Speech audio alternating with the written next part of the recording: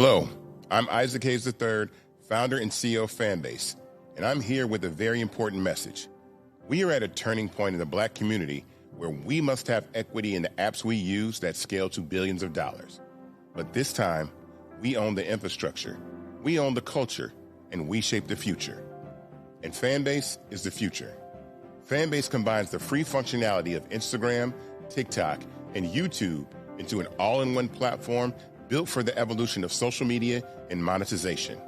With over 1.4 million users, that's real proof that we are shifting the conversation of tech ownership and equity for creators. So right now, I want you to go to startengine.com/fanbase and invest today. The minimum to invest is $399. That gets you 60 shares of stock in Fanbase at $665 a share. This marks a turning point in Black ownership of social media. If we don't take this opportunity to own social media right now, we will always be customers to our own creations. And that can't go on. So once again, go to startengine.com/fanbase and invest today.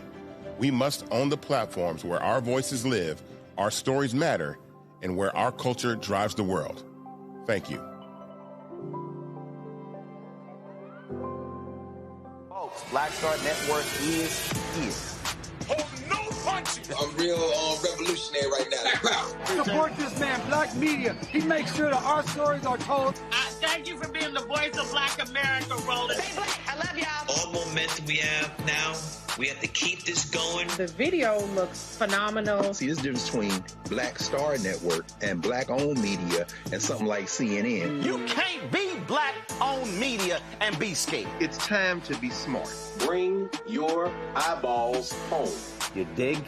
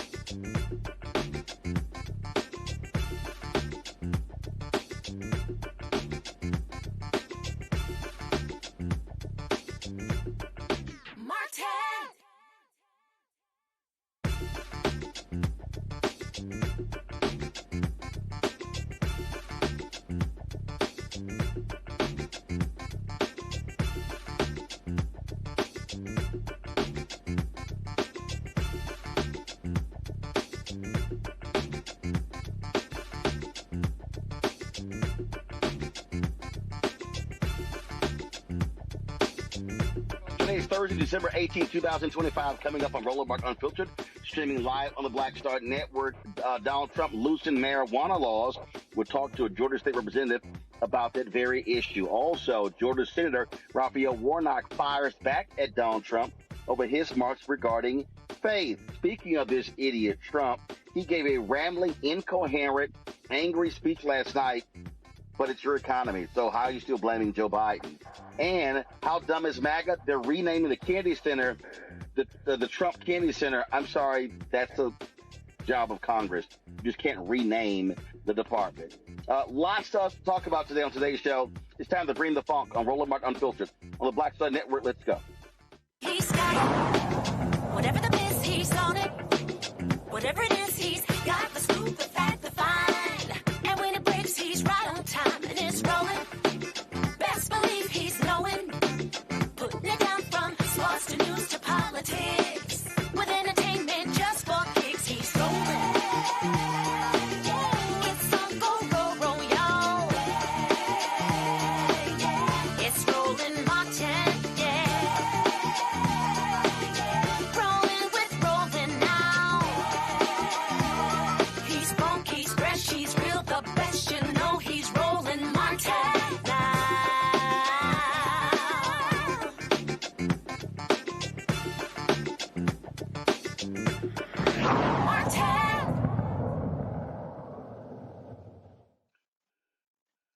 Donald Trump signs an executive order reclassifying marijuana as Schedule 1. Well, what could the impact of that be? Georgia State Representative Greg Bell joins us right now. Representative Bell, glad to have you on the show. Walk us through this. What does this actually mean? What is the impact of this executive order by rescheduling marijuana on the federal crime level?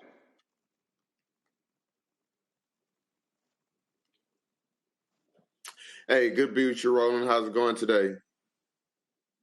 Great. Great. Pleasure to be with you from the great state of Georgia, where we believe in the green economy. Okay, so walk us through. What is this, by the reclassification, what does it actually mean? All right, so it means that we'll be able to get marijuana products, CBD products, as over-the-counter medication, just like over-the-counter medication. Marijuana was classified as a psychoactive drug, a Schedule 1 drug, along the lines of LSD, heroin, and meth. Now it's being reclassified, such as Tylenol, a sleep aid, aspirin, NyQuil. So no longer will it be scheduled as a drug or a narcotic substance, meaning that one cool thing. Say it again. No, go ahead. One cool thing that means is for a lot of those that want to invest in marijuana, that they have more safer investments now that prior to the industry, what you would see was a lot of individuals having money, getting financing. In Georgia, I know a couple of businesses that actually had their bank accounts closed because they were quote unquote dealing with narcotics.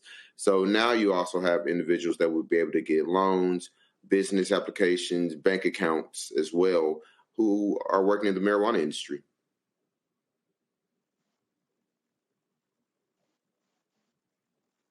So on that particular point there, as it relates to individuals who have been convicted, so this doesn't have an impact on convictions, correct? Not at all.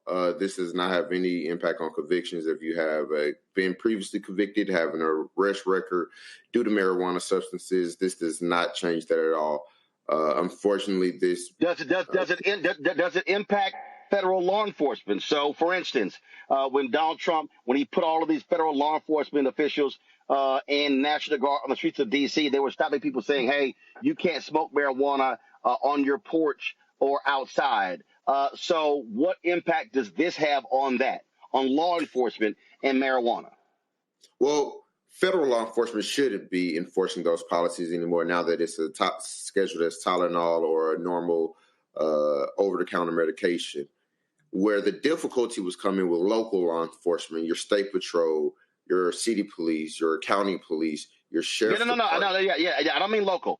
Yeah, I don't mean local. What I mean is now with this reclassification as Schedule 1, that means federal law enforcement, will they be, will marijuana be still criminal? Or is there a certain amount of marijuana that you have to have? And so what is the schedule? What is this by reclassifying as Schedule 1? What does it mean for that? Well, for that, again, the one thing means interstate transfer. You would be able to move across state lines with amounts of marijuana. Previously, before individuals would get cases, RICO cases, if they were moving marijuana across state lines. Now that it's been federally declassified, the DEA, CIA, FBI, all those letter organizations shouldn't be going or prosecuting individuals for having marijuana. Now, while looking at the policy, it doesn't have a specific amount that I've been able to find yet of how much a person should, or could have on them now that it's been declassified. But the prosecution or the prosecution of a person due to having this controlled substance federally, I want to draw that, like we said, we spoke about federally, there's a big distinction between federal, state, and local. Yep. Federal, those agencies should not be prosecuting people. We still have a lot to learn, as it was just declassified.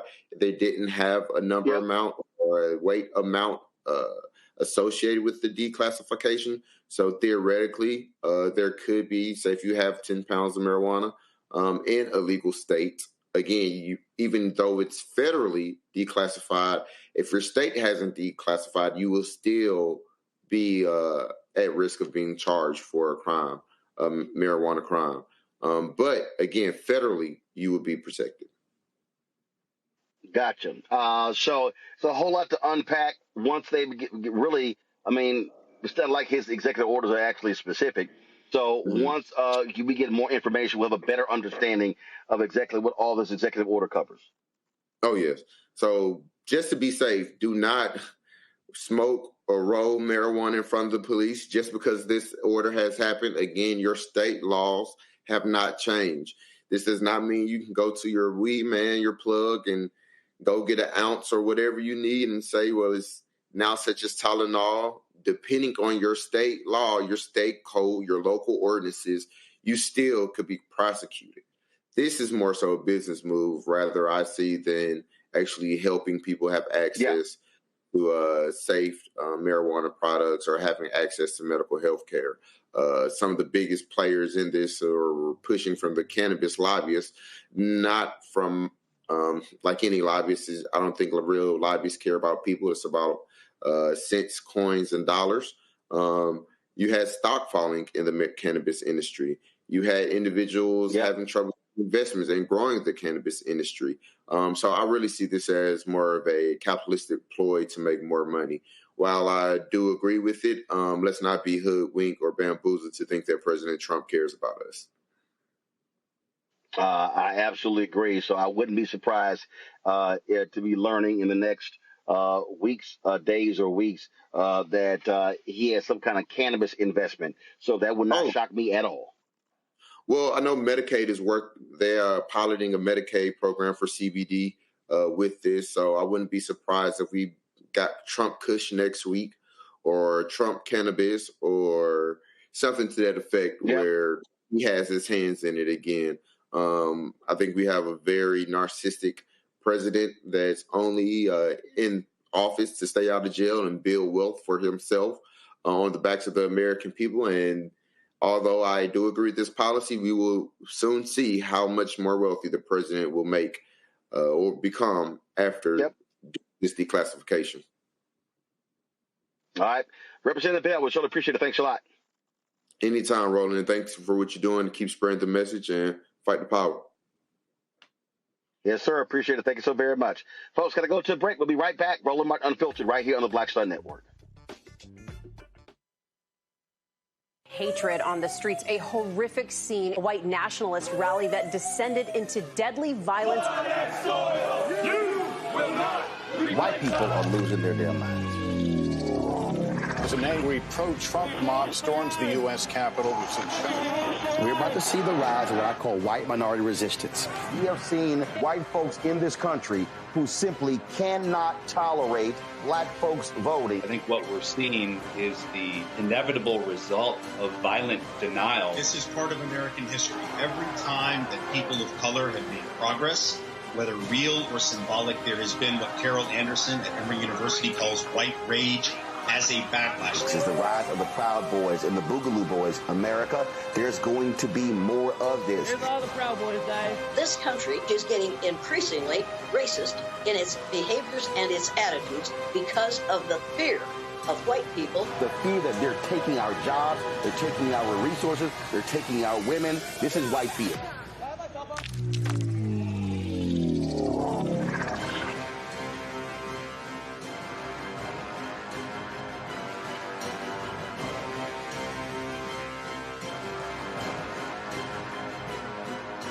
Said the quiet part out loud. Black votes are a threat, so they erased them. After the Supreme Court gutted the Voting Rights Act in 2013, Republican legislatures moved fast. New voter ID laws, polling place shutdowns, purges of black voters from the rolls. Trump's Justice Department didn't stop it, they joined in. In 2018, his DOJ backed Ohio's voter purge system, a scheme that disproportionately erased black voters. Their goal, erase black votes and political power. Yeah, that happened. These are the kinds of stories that we cover every day on Roland Martin Unfiltered. Subscribe on YouTube and download the Black Star Network app. Support fact-based independent journalism that centers African Americans and the issues that matter to our community.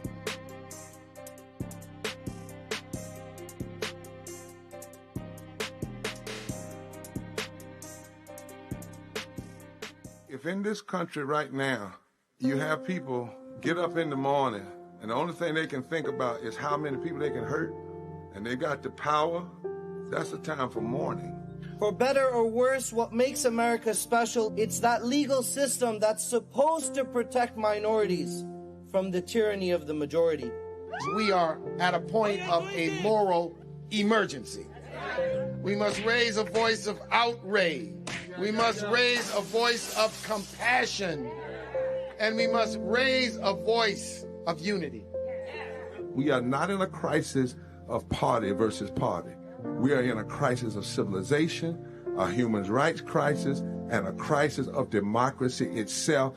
And guess what? You've been chosen to make sure that those that would destroy, those that would hate, don't have the final say, and they don't ultimately win. This week on A Balanced Life with Dr. Jackie, we're talking about the ups and the downs of the holidays, the ebb and flow of life, those things that keep us running and gunning. But you know, there comes a time in each of our lives where we need to just sit down, sit back, and relax, giving you a chance to really find out who you are and how you're going to move your life forward. How do I learn? How do I grow from this? And that's where, resilience comes. I'm literally walking this out in real time. It's just giving myself all the grace, all the space, all the permission that I need. We're talking about all of these things this week on A Balanced Life with Dr. Jackie here on Black Star Network. This week on the other side of change. Book bans, anti-intellectualism, and Trump's continued war on wisdom. This is a coordinated backlash to progress. At the end of the day, conservatives realized that they couldn't win a debate on facts. They started using our language against us, right? Remember when we were all woke and the woke movement and all that kind of stuff? Now everything is anti-woke, right? When we were talking about including diversity, equity, inclusion, and higher education, now it's anti-DEI. All this are efforts to suppress the truth because truth empowers people. You're watching The Other Side of Change only on the Black Star Network. Hey, I'm Tasha Cobbs, and you are watching Roland Martin Unfiltered. But I need a little filter. I need something. Blow me out. Make me look 35.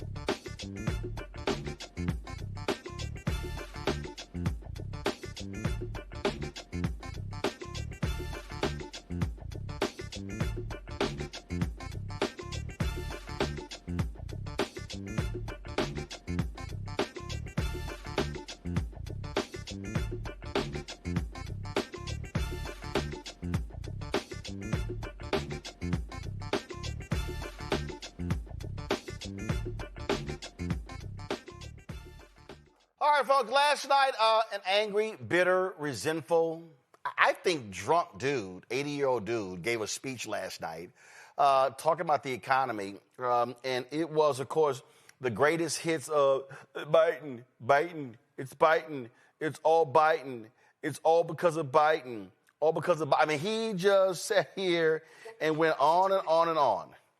On and on and on. And all he did was just blame former President Joe Biden. Here's the problem. This is the 11th month. This is on him. This is the 11th month. And what you saw was this constant just whining, this constant whining about the economy. Now, if you run the numbers, his tariffs have been destroying the company. He promised, day one, price is going down. Day one, everything is going down. Day one. And the dumb people bought it. The MAGA folks fell for it. Oh, yeah, we need a businessman back in the White House. I think this is going to be amazing. I think by putting him back in, we're going to have a golden economy. Everything is going to be amazing. Everything is going to be fantastic. This man is going to come in and he's going to save the day. He is going to return us from this wretched world. Oh my God, we're going to have a boom. We're going to see manufacturing. We're going to see everything explode. I mean, everybody is going to be rich. Donald Trump acted like he was going to come in there and he was going to, sort of like Oprah, you get a car, you get a car, you get a car, you get a car, you get a car. And all these folks fell for it. They all fell for it. And they keep falling for it. They keep making excuses. They keep saying, it's around the corner. Oh, yeah, listen to his advisor. Trust me, next year, it's going to be a killer. Next year, it's going to be amazing. I'm telling you right now, it is going to be bonkers next year. Trust me, it's going to happen, it's going to happen, it's going to happen. That's what they all promised. They all promised that. They all promised how amazing it was going to be for all of us. And you know what's happening? His white people are broke. The farmers are losing money. All of this stuff is going to hell in a handbasket. He's begging the Fed, please, can y'all please can you change interest rates? And it's just over and over and over again. Now, here's the other problem. The networks covered this crap. They tried to float that, he's going to announce we're going to war with Venezuela. So they all covered his speech. They all got played again because of stupidity. All right, so just listen to some of it. It was an 18-minute speech. Literally, it was just filled with anger and resentment. I ain't going to play much of it, but if you want to see Stuck on Stupid, watch this. 11 months ago, I inherited a mess, and I'm fixing it. When I took office, inflation was the worst in 48 years, and some would say in the history of our country, which caused prices to be higher than ever before, making life unaffordable for millions and millions of Americans. This happened during a Democrat administration, and it's when we first began hearing the word affordability. Our border was open, and because of this, our country was being invaded by an army of 25 million people, many who came from prisons and jails, mental institutions, and insane asylums. They were drug dealers, gang members, and even 11,888 murderers, more than 50% of whom killed more than one person. This is what the Biden administration allowed to happen to our country, and it can never be allowed to happen again. We had men playing in women's sports, transgender for everybody, crime at record levels with law enforcement, and words such as that just absolutely forbidden. We had the worst trade deals ever made, and our country was laughed at from all over the world. But they're not laughing anymore. Over the past 11 months, we have brought more positive change to Washington than any administration in American history. There's never been anything like it, and I think most would agree. I was elected in a landslide, winning the popular vote and all 7 swing states and everything else, with a mandate to take on a sick and corrupt system that really just took the wealth from people and crushed the dreams of the American people. First of all, do you know how to read? I mean, just making shit up. Just making stuff up. Okay? And then, took the wealth. How much has he enriched himself since he's been back in the White House? Okay, I'm just going to play a little bit more. The last 4 years, the United States was ruled by politicians who fought only for insiders, illegal aliens, career criminals, corporate lobbyists, prisoners, terrorists, and above all, foreign nations, which took advantage of us at levels never seen before. They flooded your cities and towns with illegal aliens. They decimated your hard-earned savings. They indoctrinated your children with hate for America. They just released a level of violent felons that we had never seen to prey on innocent. They caused war. They caused mayhem. They caused a horrible situation all over the globe. But now you have a president who fights for the law-abiding, hardworking people of our country, the ones who make this nation run, who make this nation work. You mean the twice-impeached, criminally convicted, 34-count felon-in-chief, Donald Trump? That's that law and order? Oh, okay. Just 1 year, we have achieved more than anyone could have imagined. Starting on day one, I took immediate action to stop the invasion of our southern border. For the past 7 months, 0 illegal aliens have been allowed into our country, a feat which everyone said was absolutely impossible. That's just a flat-out lie. Do you remember when Joe Biden said that he needed Congress to pass legislation to help close the border? He was always blaming Congress and everyone else. As it turned out, we didn't need legislation. We just needed a new president. We inherited the worst border anywhere in the world, and we quickly turned it into the strongest border in the history of our country. In other words, in a few short months, we went from worst to best. We're deporting criminals, restoring safety to our most... Okay, that's also a lie. The reality is Obama and Biden actually deported more people than this idiot did. I'm not going to play any more of this. I'm just going to go to my panel. Again, what you have to understand, y'all, this is just, oh, my God, everything is about Biden's fault. Donald Trump cannot accept the reality that he has destroyed this economy.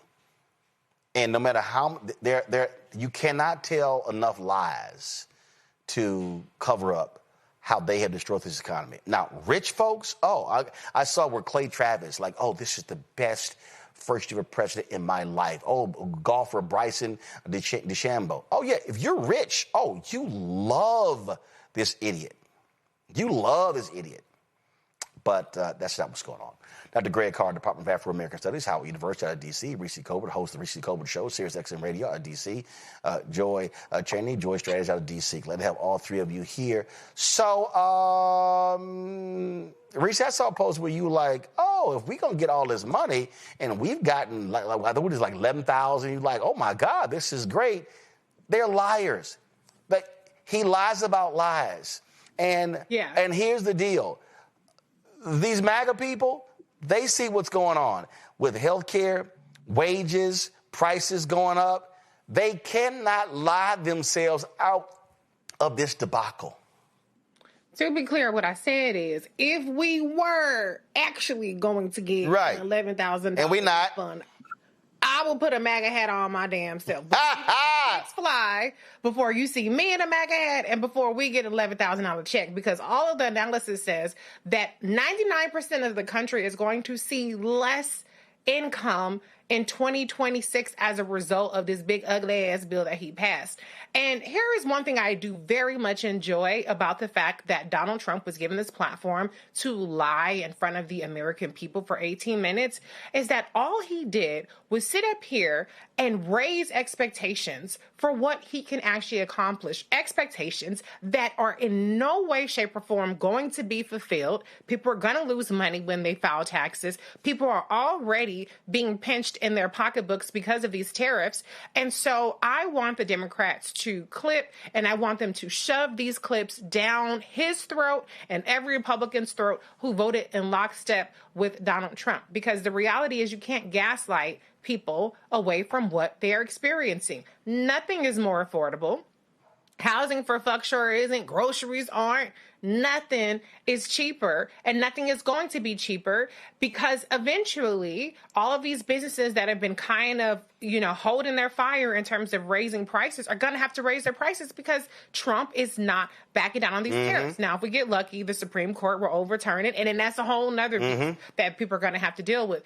But Donald Trump's policies have been the singular biggest wrecking ball, not just in the American economy, but internationally. It has killed manufacturing jobs. 1.1 million jobs have been lost. Nothing has been fixed. You could say Somalians, you could say trans, you could say whatever little boogeyman you want, but the reality is that you were supposed to fix this shit on day one, and it's still fucked up. Joy, Daniel Dale, of course, is the fact checker at CNN, and he had a really busy time last night walking through all of the lies. Watch this. Daniel, obviously we heard a lot from the president squeezed into those 15 minutes that were allotted to him. The White House makes that request to the networks. What did you hear in the president's remarks? Caitlin, that was a fact-check it, half-asleep kind of presidential speech. So many of these claims have been debunked so many times. For example, the president said inflation is stopped. As Harry pointed out, it's not stopped. It's 3%. In fact, September, that 3% rate was the fifth consecutive month inflation had increased. The president also said that he inherited the worst inflation. He said some might say in the history of the country. Again, he inherited 3% inflation in January. Even the 9.1% peak of the Biden era in June 2022 was about a 40-year high, not a 48-year high, nowhere close to the all-time high of more than 23%. He spoke of cutting prescription drug prices by 400 to 600%. Those figures are mathematically impossible. If you cut it by more than 100%, people would get paid to get their medications, which of course is not happening. He said the price of eggs has fallen, which is true, but then he said everything else is falling rapidly. Everything else is not falling rapidly. In fact, even on groceries in particular, far more products have increased in price this term than have decreased. He said again he secured $18 trillion in investment this year. That number is total fiction. Even the White House website uses a figure of $9.6 trillion, and my detailed review found that that figure is a wild exaggeration, accounting vague promises, vague not even promises, and so on. He spoke of some states hitting $1.99 for gas. The lowest state average today is closer to $2.40. About 100 stations out of about 150,000 stations are below $2, according to the firm Gas Buddy. He also talked about immigration, made false claims there, saying that an army of 25 million people invaded the country under President Biden. Leaving aside this army rhetoric, the number was not even close to 25 million. It was under 11 million, and that counts millions of people who were rapidly expelled from the country. Crime was nowhere close to record high under President Biden. He has not settled, President Trump has not settled 8 wars. That list includes various wars, various situations that were not even wars, and some conflicts that have not actually been resolved. I could go on. I don't have time. So visit CNN.com, and we'll have a full list later. That's called massive liar. Exactly. These aren't exaggerations. These are lies.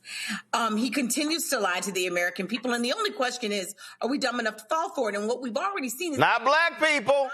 Not black people. It's good to be black. But even white Americans have caught on to him, as Reese said before. We already know the consumer confidence. People are really concerned about the future, their present, but also their future. Whatever, dips and goes over 1 month to the other, overall, they feel like they are paying more and earning less.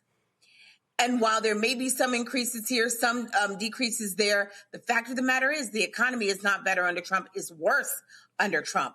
And there's no amount of gaslighting he can do to make that not so. It is clear that his tariffs are part. It's clear that the Republican party's inability to address the looming healthcare crisis that is coming. The only thing Reese didn't get a chance to mention were tax credits, and that premiums are going to increase, in some cases double, some places triple what they were in 2025. Americans already know this, and yet the Republican Party left D.C. without addressing it, and they absolutely could have. Let's have 1 year extension. Maybe Democrats would have supported it. Maybe they wouldn't. We were looking for 3 years, but they could have come to the table. They did not do it. They were willing to shut down the government over it. And then they said they were going to try to work on it, and they have not done so. They have not done so. So people, all 21 million Americans are going to see a huge spike. And P.S., it's not just them. Right. There will be residual effects on the rest of us. This is malpractice of a grand order, and Donald Trump is to blame for it, no matter what he said last night. So here's one of the things for me, Greg, and again, and this is one of the problems that I always have with folks like CNN. Daniel Dale had 2 minutes. He said, "I don't have enough time." You're a 24-hour cable network. To me, see, this is what so they would rather spend an hour, 2 hours on nonsensical discussion back and forth as opposed to say, Daniel, we're going to give you all the time that you need to lay out all of the lies, the distortions. And this is why we're in this place right now. Because mainstream white media, first of all, they should have never given him 15 minutes of national airtime for that trash-ass speech. But this is the problem that we're national media. Oh, I don't have enough time. Go to CNN.com for the rest. No. They should have said, Daniel, what is it going to take? 5, 8, 10, 15 minutes? Imagine if Daniel Dale said, it's going to take me 23 minutes to walk through all of the lies. That's when you say, Daniel, you've got 23 minutes. Yes. Yes. Unfortunately, Daniel won't have any minutes soon, even though the Warner Board has said they have advised not to take this propped up deal from the Ellisons and the Saudis and the United Arab Emirates and Qatar in a minute. Understand that Netflix doesn't want CNN. They want the back catalog of the film, and they want Batman and Superman, and the devil takes the hindmost, and all Bozo wants is CNN. So Daniel should probably take his minutes now before the Scott Jennings show is on primetime, and Abby is looking for a job somewhere. By the way, you probably saw, I'm sure you did, that Scott Jennings is one of several other hosts that has been offered a prime radio spot to occupy the time slot that was once held by Charles Christian Kirk. So, yeah, he should probably take those minutes now. But what we're watching is the fire sale. This is the fire sale for the country called United States of America. Bozo doesn't care as long as he's enriched. You know, his dead man suit wearing son-in-law running around the world with Steve Witkoff, trying to figure out how they're going to throw up these hotels everywhere from Palestine, occupied Palestine, to wherever else they could put up a hotel. He doesn't care. The ideologues are getting what they want. We saw Brendan Carr, that slip-mouth fascist, on Capitol Hill this week. Russell Vogt, that little nasty piece of work, smarming around this week.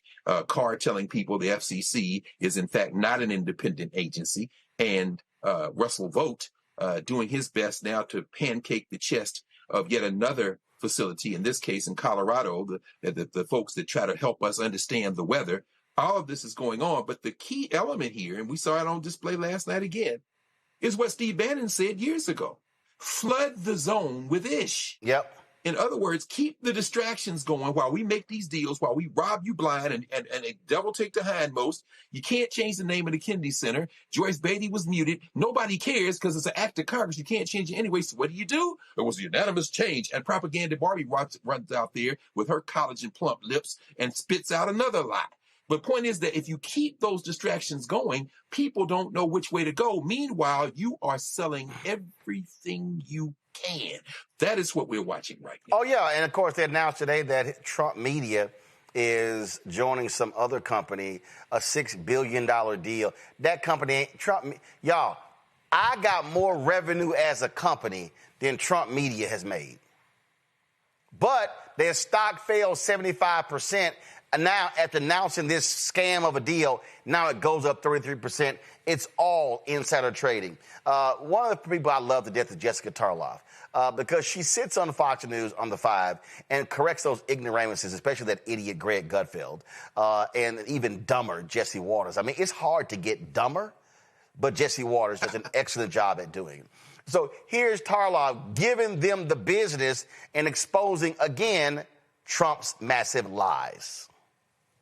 Went up, Justin. He said unemployment is down. It's up to 4.6%, where it hasn't been since 2021. He said that he secured $18 trillion in investment. I asked Grok about that, and Grok said the White House own tallies list totals at around 8.8 to 9.6 trillion, but they include commitments from the Biden administration, double counting, and pledges that were likely to occur regardless due to AI development.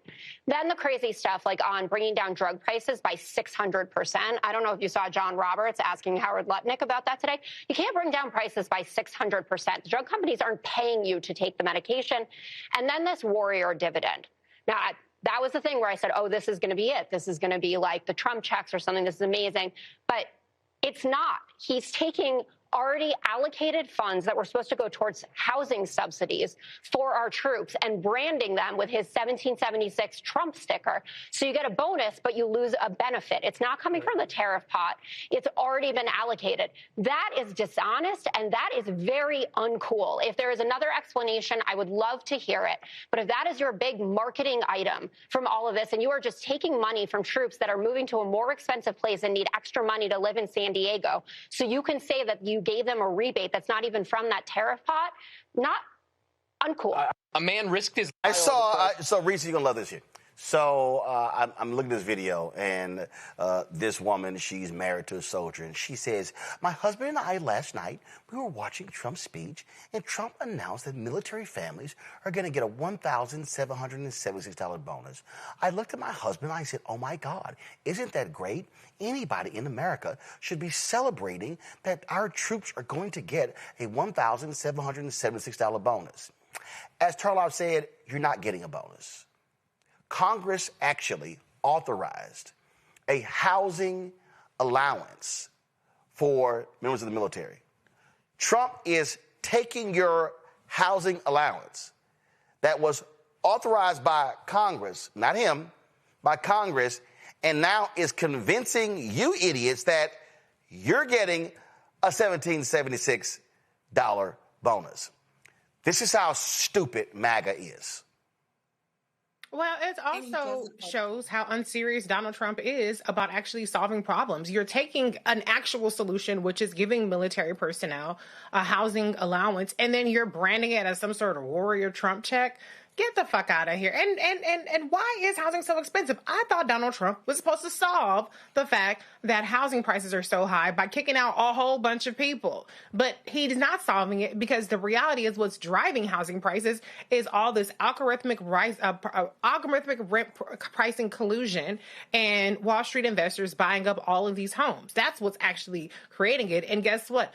Deporting a whole bunch of people and making people too afraid to come to construction sites is also not helping replenish the housing supply. And so, yeah, if people want to sit up there and get excited about the same money they were already going to get, okay. But Donald Trump cannot unilaterally issue checks. That's why you ain't got no Doge check. He went from $5,000 Doge check to $2,000 tariff rebate check. You're not getting that either. And now these military personnel, God bless them, they deserve a housing allowance. But that ain't a bonus. That is to survive. And this is the thing, Joy, that I find just hilarious. They fall for the okie dokie, the banana and the tailpipe every single time. And they go, look at this. Donald Trump loves us. He cares about us. And I'm like, no, fool, no, he don't. And here's the other deal. Okay, the Senate just authorized a $900 billion defense deal. We are on the brink of spending $1 trillion annually on the defense budget. If you actually want to give troops a huge bonus, how about you say to the military contractors, if you go over budget, y'all pay for it? How about the annual $150+ billion in waste? because the Pentagon has failed an audit 7 consecutive years. That's a great place to grab a bonus. But again, what this is, by the way, Trump is also laying off 35,000 people in the Department of Veteran Affairs. It's also going to decimate the veterans' health care.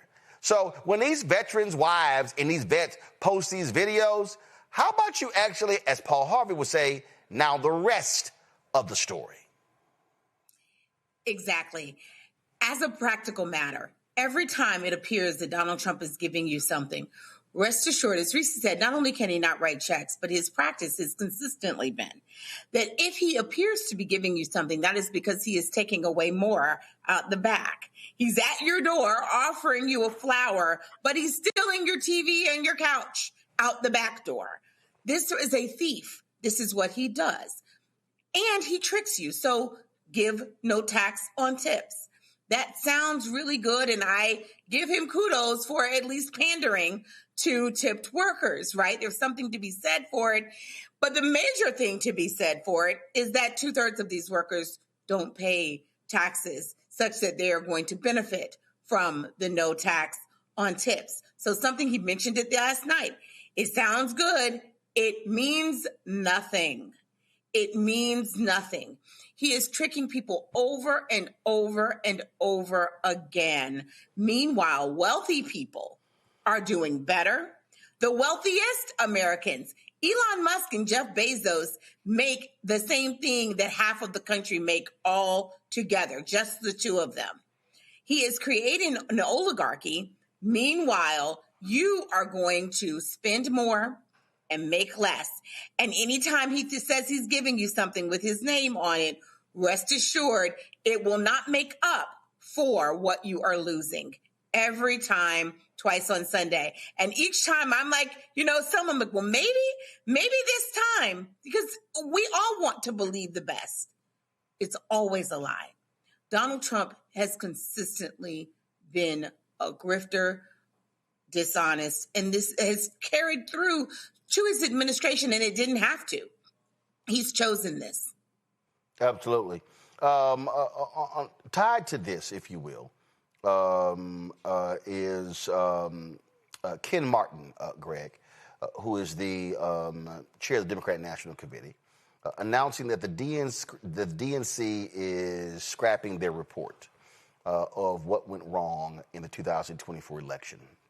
Had some people who were hitting me today, and they were like, oh, my God, this is ridiculous. They shouldn't be doing this. This is wrong.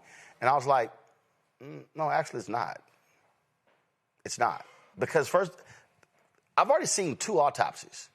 In fact, if I'm correct, and Reese, you may have seen this as well, and Greg and Joy, y'all may have seen this. I swore earlier this week, let me pull it up. I swore earlier this week, or was it last week, somebody posted something called, right here. Somebody posted democratautautopsy.org. And it's a Roots Action report on the 2024 presidential election. It's called Autopsy, How Democrats Lost the White House.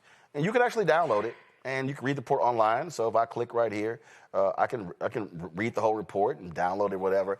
And so here's my whole deal. If I'm Ken Martin, I'm not trying to have another what happened last year conversation, because the 2024 election is over, okay? It's over. We all know how they lost. This report says it right here, and it jumps out 6.8 million fewer people voted for Harris than they did for Joe Biden. It talked about the impact of Israel and Gaza. It talked about Harris not cutting herself from a lot of Biden policies. All right, she talked about it in her book. All right, we're good. So if I'm Ken Martin, hell no, I'm not talking about it, because I got these folks on the run. I got Republicans breaking away in the House, scared to death because their own people are going to lose health care, and there are 35 vulnerable Republicans like, oh, shit, we might lose our jobs, might lose the House. You got Senators, Joni Ernst not running for re-election. Susan Collins is in trouble in Maine. You've got Republicans cannot find a top candidate running against Ossoff in Georgia. They're scared to death of Roy Cooper in North Carolina. And so why in the hell would I put a report out that's going to lead to massive negative headlines and crapping all damn day when they're catching all the heat? To me, hell, that's called smart politics. Yeah, in fact, but to be even smarter, they maybe should take a page from the white nationalist party. Remember when Barack Obama won re-election in 2012? And they had the autopsy, the GOP autopsy. And the report said, Romney didn't reach out to these minorities and they need to make a kinder, gentler GOP. There was a madman sitting in his golden tower in Manhattan that tweeted out, "That's absurd. You need to double down. Leave that immigration alone." We're talking about immigration reform. That was Donald Trump. Notice how quickly they shut the F up once they quadrupled down on white supremacy and took the White House in 2016. Let's fast forward to now.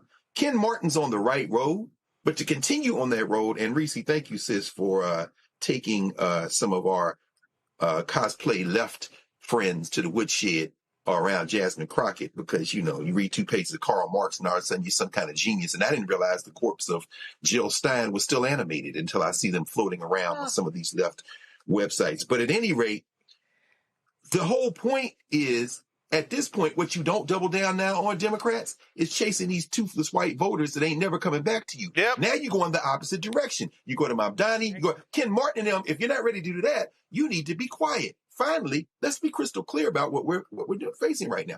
Donald Trump's scared of 2 things. He is scared of not making as much money as he can. That's number 2. Number 1, he's scared of the Epstein files. Let's be very clear about all of this. This madman is running crazy.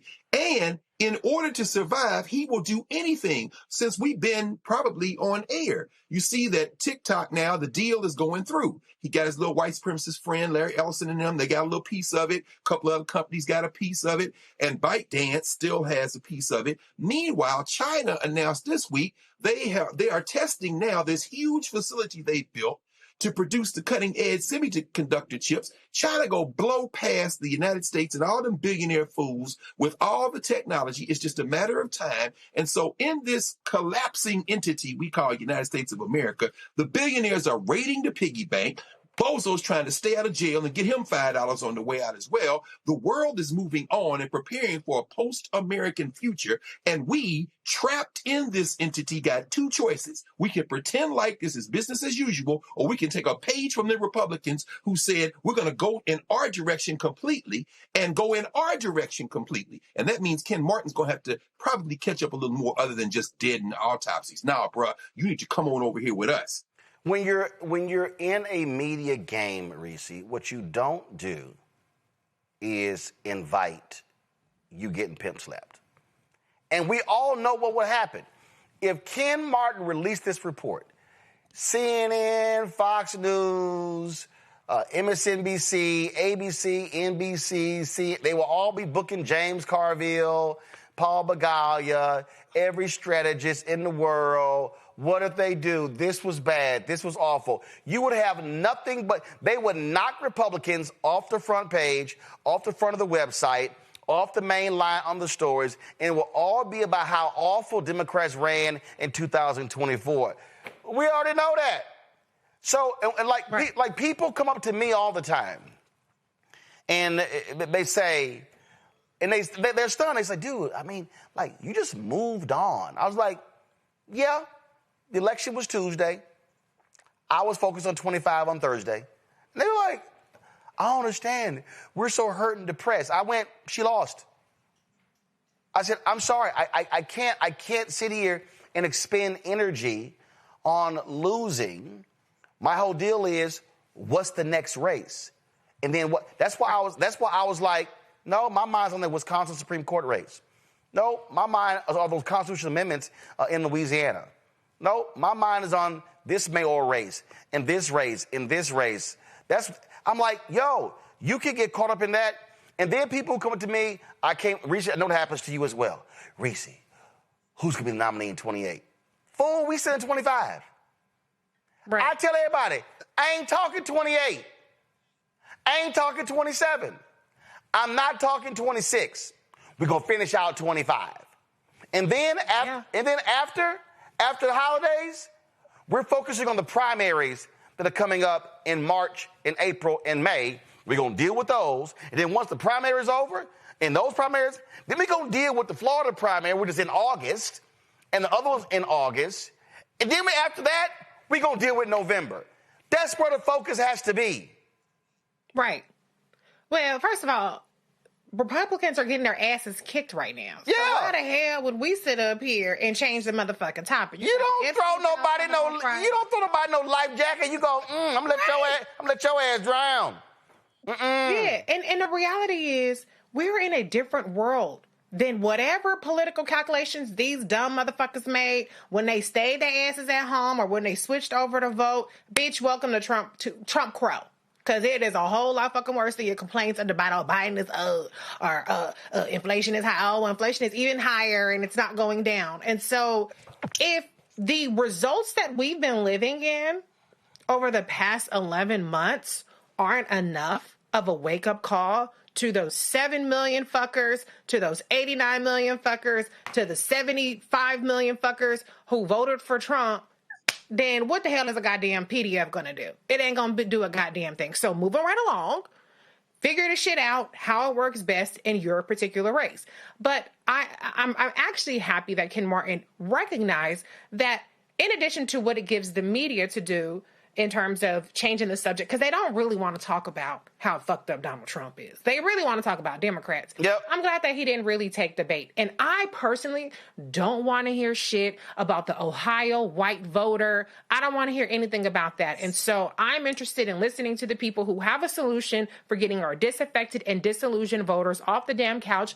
I'm interested in people who want to reach the black voters that stayed home because something didn't resonate with them or because they were effectively targeted with disinformation, and other propaganda. That's what I'm interested in having. We should be having a Project 2028, a Project 2026, a project what the fuck we gonna do for the next 15 days. That's what I want to see, not a goddamn rehashing of what happened in the election. We lost. Get over it. Elections have consequences. So yes, kudos to Ken Martin. You could talk about transparency, all that shit. It don't fucking matter. What's done is done. What are we gonna do to move forward? And guess what? That moving forward does not look like telling black women, telling black people to go to the back of the bus. You're a great white hope candidate. Everybody's going to have to compete. And good luck on activating the people that are actually reliable Democratic voters. And good luck on getting people who have felt completely left out of the system to the ballot box. If you can do that, you can win. You ain't got to worry about who else is running. Your ass can win. That's right. That's right. So, Joy, you have to follow. That was like 11 F words, and that were 3 MFs. Was it? I don't know. Was it that many? Yeah, it was that many. Like when you hit like 6, I was like, I got to start counting. Then it was like my bad. Another one, then another one, then another. So can't none of y'all send me no emails about me cussing. Oh, I get all the hate mail for you. I get all the hate. I get everybody on my ass, and that was 3 F words and 3 MFs. 11 F words and 3 MFs. Joy, you got to follow that. Fuck it, it's the end of the year. Now, listen. Here's the only thing that Ken Martin could have improved upon. I wouldn't have even released it. I wasn't releasing it. He didn't even really owe us all of that. And let's be clear, just because they're not releasing it doesn't mean they're not learning from it. What the American people need are results. What we want from the DNC is an actionable plan. We don't need to all discuss it. We need them to discuss it. We want them to do it. We want them to get us wins on the books. Forget transparency. Forget all of this, whatever. Wins on the books. Hook or crook, however you do it. That's what we want. And we all have discussed here what's winning. Zohran Mamdani is winning in New York. We have Abigail Spanberger winning in Virginia. But what they are all doing are focusing on what people want to see. They want to see increased earnings, decreased costs. They want to see improved lives for them and their family. It's just that simple. They want to be able to go and know that their vote is going to be counted and not wait all day. They want a society that works for them. There's just nothing else beyond that. That's what they want. That's what the Democrats are asking for. Yep. That's what moderates are asking for. That's what they need to deliver. And so talking about it, creating headlines that are distractions and are just fodder for the Jake Tappers of the world really would not have benefited anyone. And what we already know is that they did not invest properly in the communities that have been the Democratic base. They just didn't do it, and they just didn't do that, and they got to do more. Hey, I'm going to tell y'all something right now. I got a text message yesterday. I ain't going to name the person. Person's black, and he sent me this, hey, we want to send some House candidates your way on your show. I said, y'all sending checks?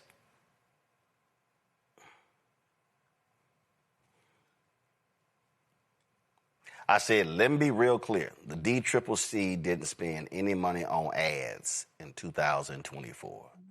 The DSCC didn't spend any money on ads in 2024.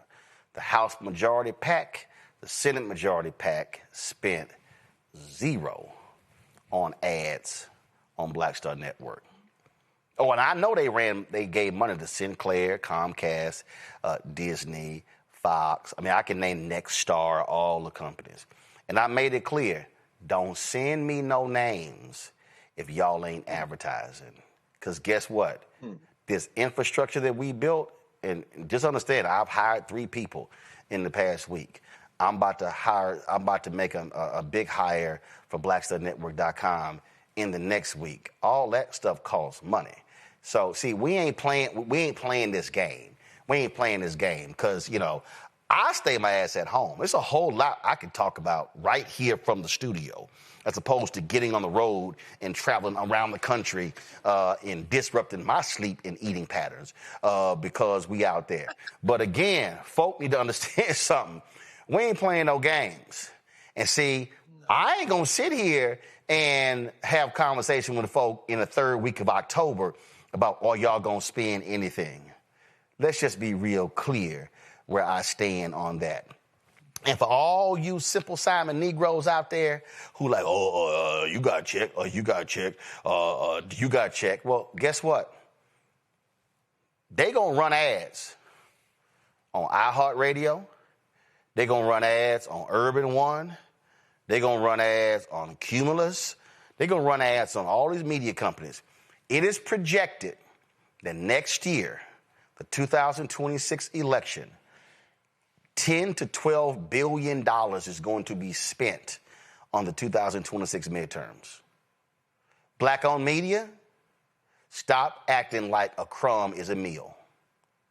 That's why a whole bunch of black-owned media people right now are suffocating, look like they got emphysema because they broke, because they keep sitting here promising you meetings, and that's all you get paid in is meetings. So we ain't going to do that. I'm letting y'all know. And let me be real clear before I go to break.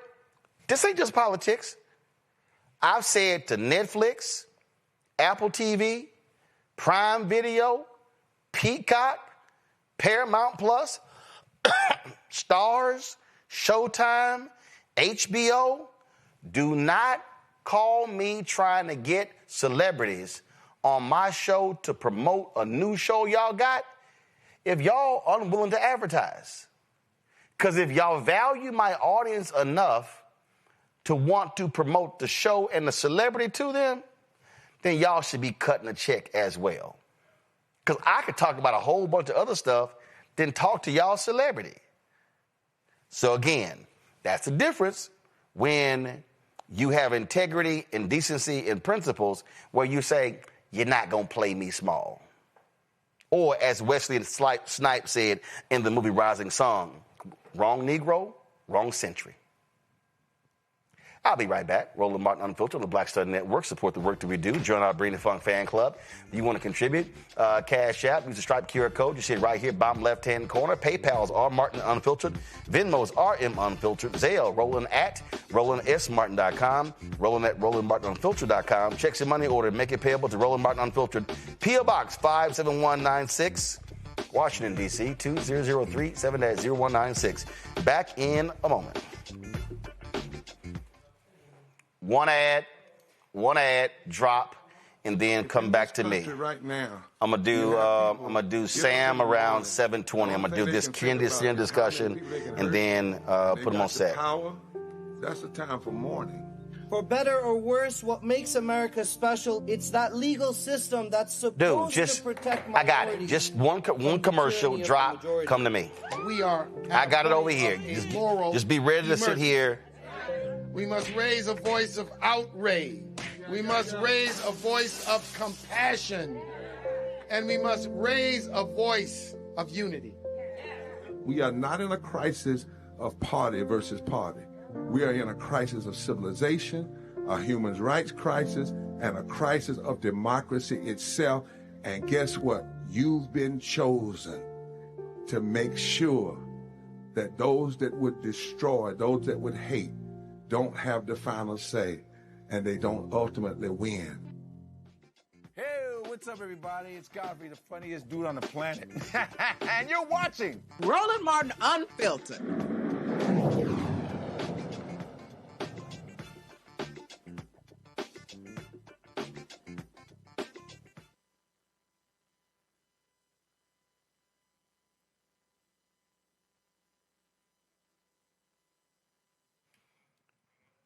Well, you have a narcissist sitting in the Oval Office who's pretty stupid.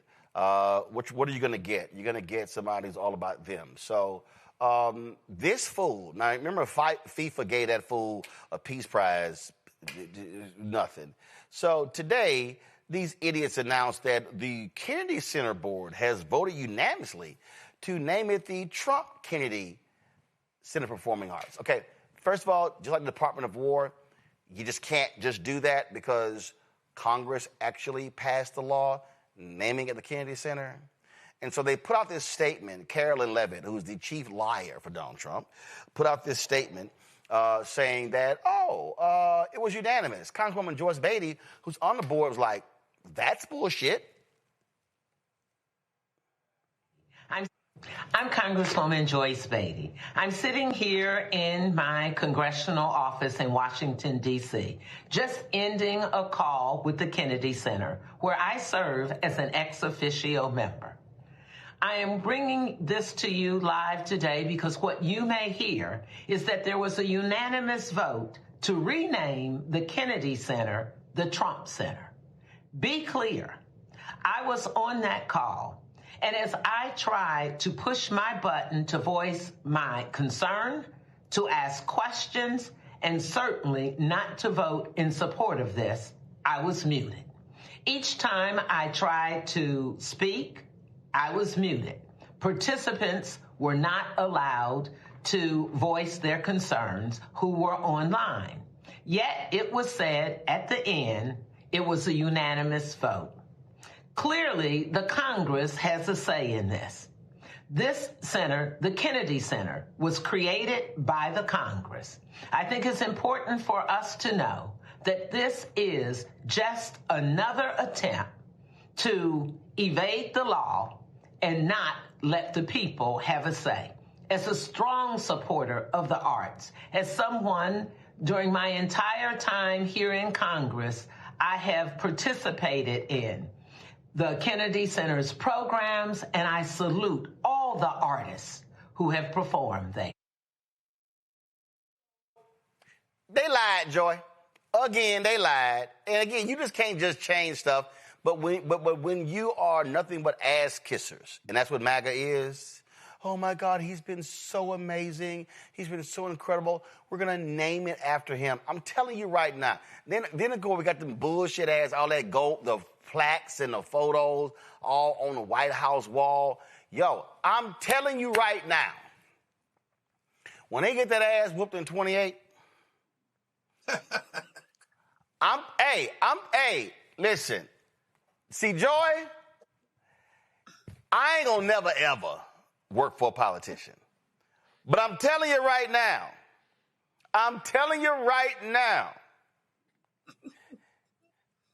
if it's President Westmore on January 2029, if it's President somebody else, I'm going to have somebody at the White House with a big-ass trash can And at 12:01, I want a split screen. Hell, I want them to hold the phone up and just be streaming it on Instagram or streaming it on YouTube. I'm just throwing shit in the trash can.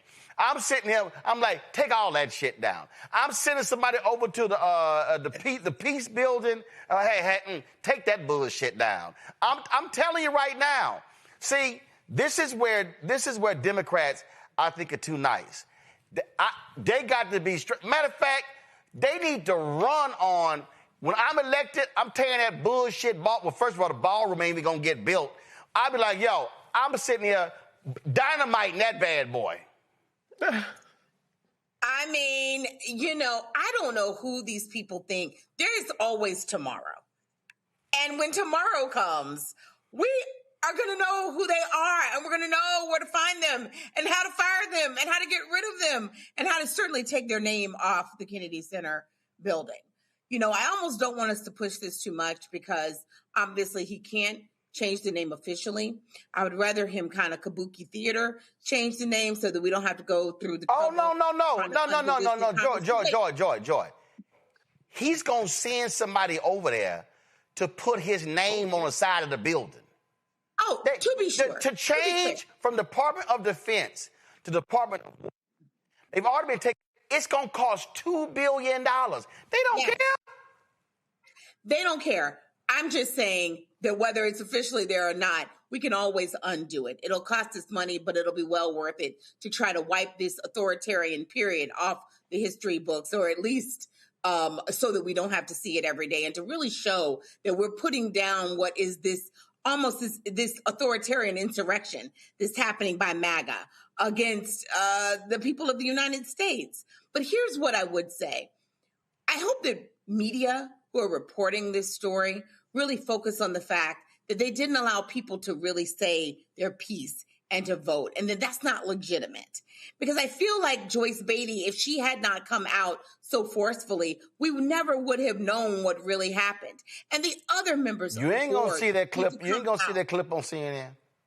Right, which is a real shame, because the notion was that everyone on there agreed and that they agreed to do this, when that's a lie. And so much of this is a lie. What is true is that the Kennedy Center is in financial strain.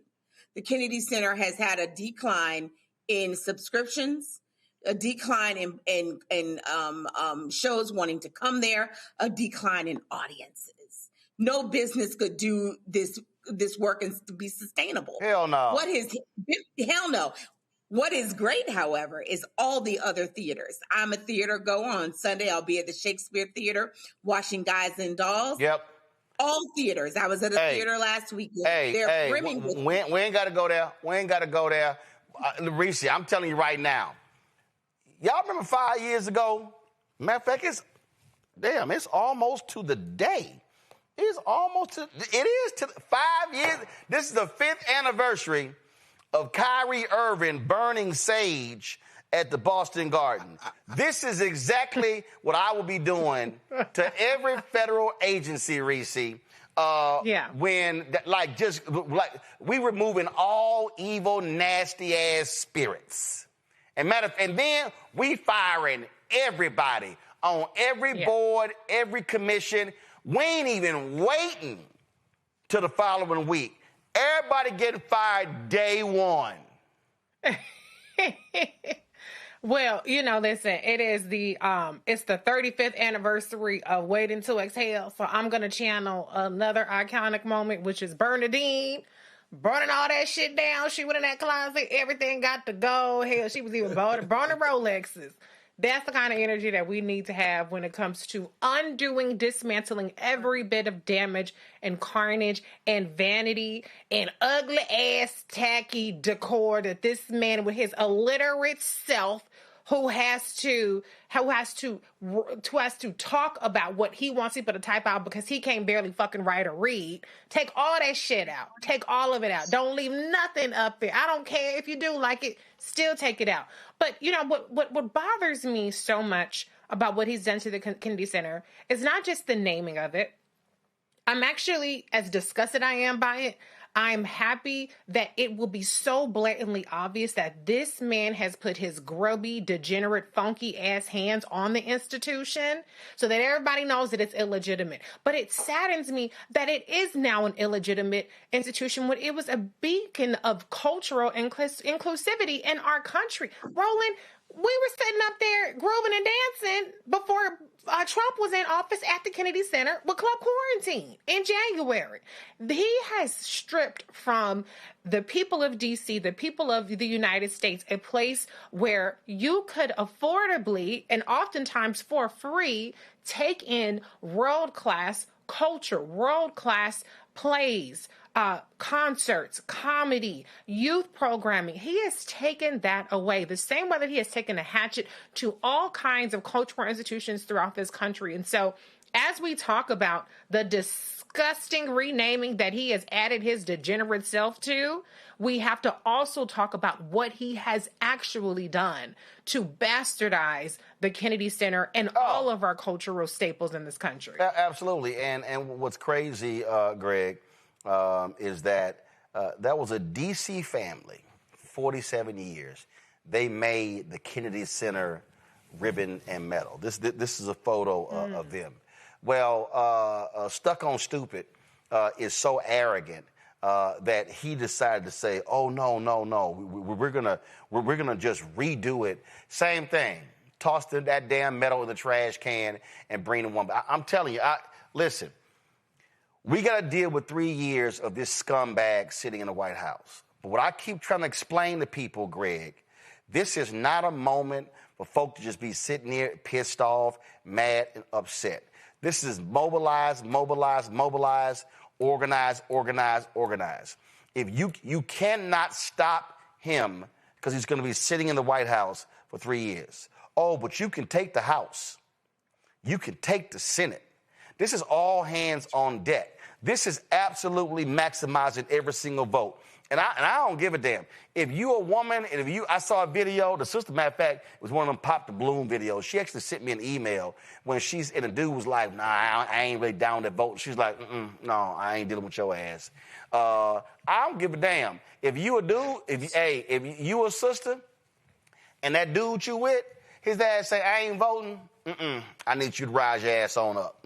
No, you can't be here. If you a bruh and you dealing with a woman, she ain't voting, you take your ass on back to your mama house. I ain't sitting here, hey, if you got some more punk ass MAGA family member, you ain't coming to Christmas dinner. You can't eat at my table. I don't give a damn. I'm telling you right now, I don't give a damn. Hey, ain't nobody MAGA at our Thanksgiving Christmas table. Because I'm going to tell you right now, it'll be hell. I ain't going to let they punk ass eat. I'm going to tell their ass, matter of fact, I'm going to sit here and say, go and get you the Popeyes, get your ass a 3-piece, and eat that shit in the car, because you ain't coming in this house with a red-ass hat. I'm being straight up serious. Wearing a MAGA hat in my house is like wearing a Klan hood. Yeah, you damn right I said it. It is wearing a Klan hood. It is wearing a Klan hood. It's not like wearing a Klan hood. It is wearing a Klan because hood. Their attack on Black America is clear and documented. That's exactly right. I suppose the obligatory European reference would be Lysistrata, the Greek play where the women would not have sex with the men if they just refused to go to war. I guess the hip-hop reference would probably be Chirac with Nick Cannon and Wesley Snipes and them. But no sex until you all stop fighting each other in the street. But the reality is that that's the line we have to draw. You know, what you said a minute ago is very, very, very true and accurate. We have to fight the fight in front of us right now with a long-term vision for sure. I agree with you, Reese. We need a project 2028, a project, 20, whatever, 32, whatever. But we have to fight that fight in front of us and advance moment by moment. If Ken Martin is serious, like you said, Joy, you got to invite Mom Donnie, you got to invite Afton Ben. You got to sit down and have a conversation. Bring in Spamberger, but bring in Westmore if you're serious. But we know we've seen this show before. They're not going to do that unless they are forced to do it. And here's where I'm with regard to the Kennedy Center. And everybody can read this for yourself. If you read 20 U.S. Code section 76 I through L, you can see for yourself the statute authorizing the Kennedy Center. And you can see the public law that preceded it, because remember, they were going to build a national cultural center for the arts anyway. And John Kennedy was raising money. And then he's killed in November 1963. The following year, Lyndon Baines Johnson is the one who signed the law. But before that, the public law said, whereas the statute had already been floated to call it the National Cultural Center, they explicitly put in the statute everywhere in here where it says National Cultural Center, you would now replace it with John F. Kennedy. Bozo can't do it. Now, but here's the problem. What you said is true. Bring in the SAGE, bring in the construction team, bring in, but the cover story of this month's Mother Jones got a picture of John Roberts, that punk ass. And they got fingers pointing at him and says, all John Roberts' fault. Here's what you can't predict and you can't guarantee.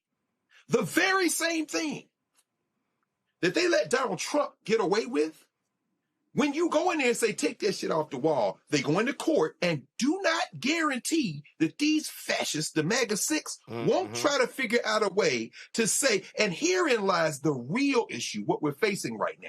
They are taking a jackhammer. I'm talking about that punk ass Russell Vogt. I'm talking about Kevin Roberts, who's got a whole ass insurrection now at the Heritage Foundation because all this anti-Jewish stuff his friend Tucker Carlson is doubling down on, and he's with him. Now the board is splitting, the donors are scrambling. The point is that they are taking a jackhammer to the institutions. Now, it may seem like, okay, all this can be reversed, but never underestimate the motivation of a good white supremacist. Remember what Susie Wild said in Vanity Fair about Russell Vogt. He's a full-ass ideologue, and he's a zealot. So please, don't underestimate the Supreme Court. Don't underestimate John Roberts and them, certainly not Alito and Thomas. They could turn around and say, President Moore, you can't take it down. Why? Because we said so. Bottom line is, y'all, take him out at the ballot box. And as far as MAGA are concerned, y'all can kiss my ass. This will always be known as the John F. Kennedy Center for the Performing Arts. It is not the Trump nut house. That ain't what it is. All right, we come back. 50 years of the nationalization of black journalists. How critically important are black griots to our community? We'll talk to one of the founders next, right here on Roland Martin Unfiltered on the Black Star Network. This week on A Balanced Life with Dr. Jackie, we're talking about the ups and the downs of the holidays, the ebb and flow of life, those things that keep us running and gunning. But you know there comes a time in each of our lives where we need to just sit down, sit back, and relax, giving you a chance to really find out who you are and how you're going to move your life forward. How do I learn? How do I grow from this? And that's where, resilience comes. So I'm literally walking this out in real time. It's just giving myself all the grace, all the space, all the permission that I need. We're talking about all of these things this week on A Balanced Life with Dr. Jackie here on Black Star Network. Hello, I'm Bishop T.D. Jakes, and you're watching Roland Martin Unfiltered.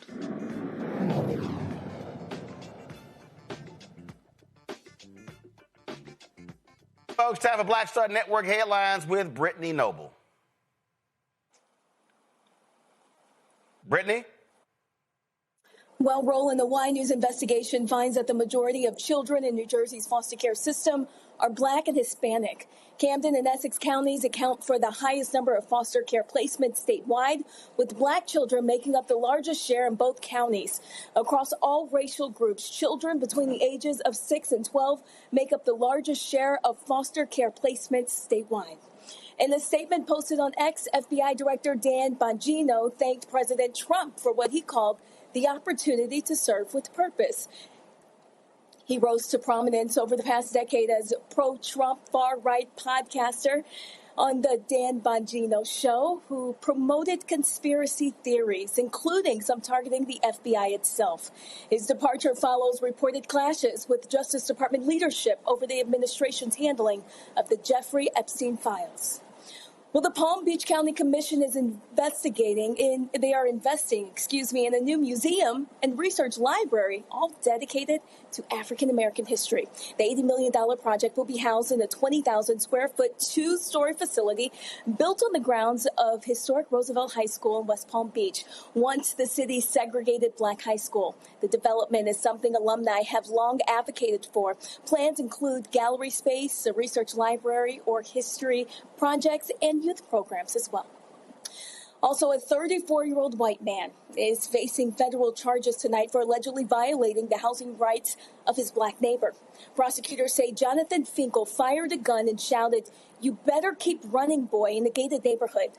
Now, if convicted, he could face up to 10 years in prison on the housing rights charge, plus an additional 10 years on the firearms charge. Now, authorities say this marks the first time that a hate crimes arrest has happened under Richland County's new hate crimes ordinance enacted earlier this month.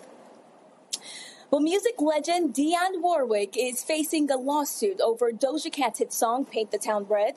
Artist Rights Enforcement Corporation filed a complaint claiming they negotiated the deal that allowed Doja Cat to sample Warwick's 1964 classic Walk On By. Well, the company says that Warwick signed a contract back in 2002 that entitles the firm to 50% of royalties.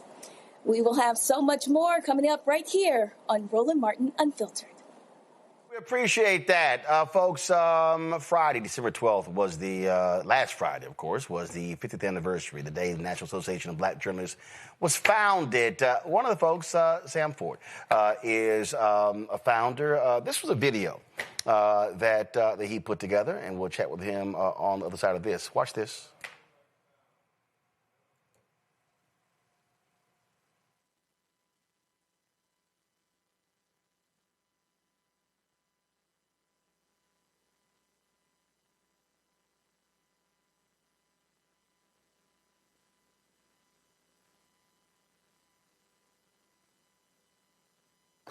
Hi, I'm Sam Ford. At age 22, I was one of the youngest founders of NABJ. In 1975, I was both a grad student at the University of Minnesota and an on-air reporter at WCCO-TV Minneapolis, being trained on a fast track to become a correspondent for CBS News. Sam Ford, WCCO Television News reporting. Between those tasks, I produced a documentary on a Wisconsin Indian tribe for a group of liberal Republicans who paid me $1,000, $6,000 in today's money, and gave me a free trip to D.C. to observe a political conference. It was the third conference of black elected officials, mainly organized by black Republicans, but attended mainly by black Democrats and a large contingent of black journalists, held at Washington's now defunct Sheridan Park Hotel.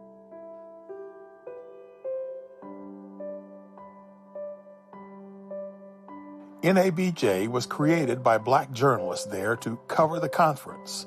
Many came there for that purpose. They were mainly from Philadelphia and Washington, D.C.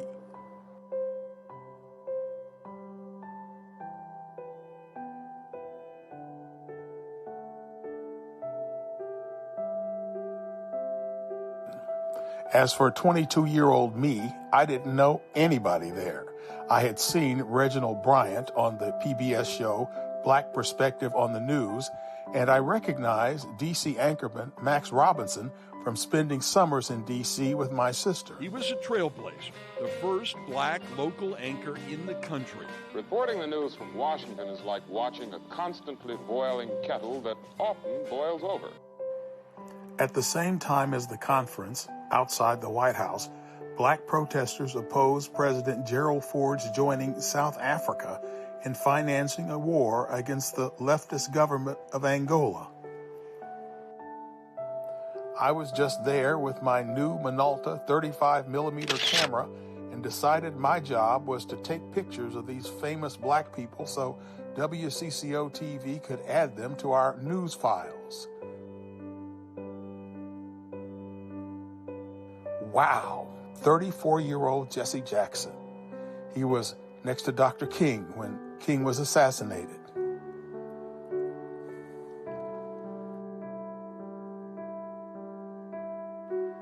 And there she was, Coretta Scott King, Dr. King's widow. As a teen, I had read and enjoyed her book on her life with Dr. King. He'd been gone now more than 7 years.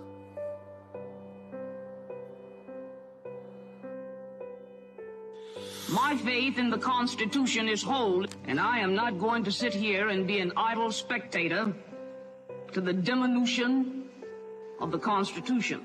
Congresswoman Barbara Jordan of Houston, Texas, whose voice made others stop and listen, a star on the Watergate committee that had led to President Richard Nixon's resignation the previous year. Senator Edward Brooke, Republican of Massachusetts, one of the most distinguished members until his own children later forced him from office for alleged infidelity to their mother. In the middle, Cleveland Mayor Carl Stokes, one of the first black mayors of a major American city. To his right, Carl Rowan, national newspaper columnist and the most famous black journalist of that day. Also there, then three-term Congressman Charles Rangel of New York, who would serve 20 more terms, 46 years. He recently died. Between snapping photos of the black politicos at the conference of 50 years ago, I was in the big suite where NABJ politics were underway. Chuck Stone of the Philadelphia Daily News beat out Max Robinson of DC Channel 9 to be president of NABJ. I had voted for Max.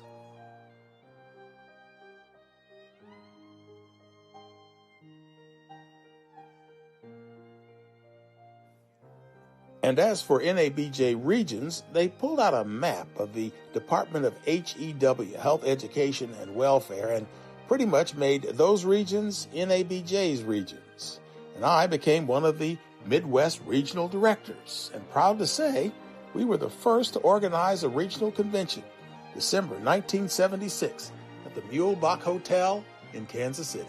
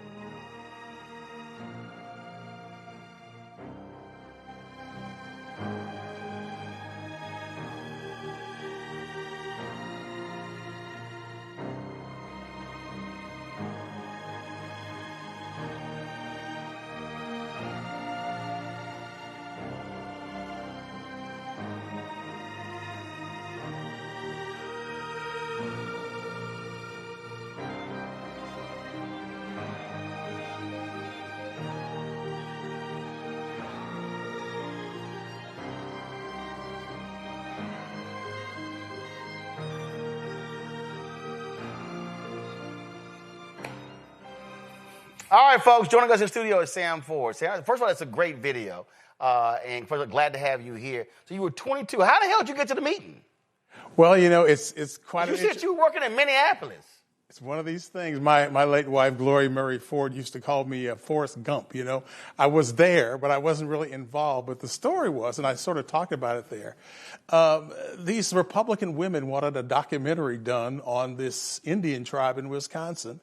I was a young reporter, just started at this television station, and I guess probably expendable. So the head of the station, who I guess was involved in Republican politics, called me in, says, will you do this documentary for these ladies? And I said, sure.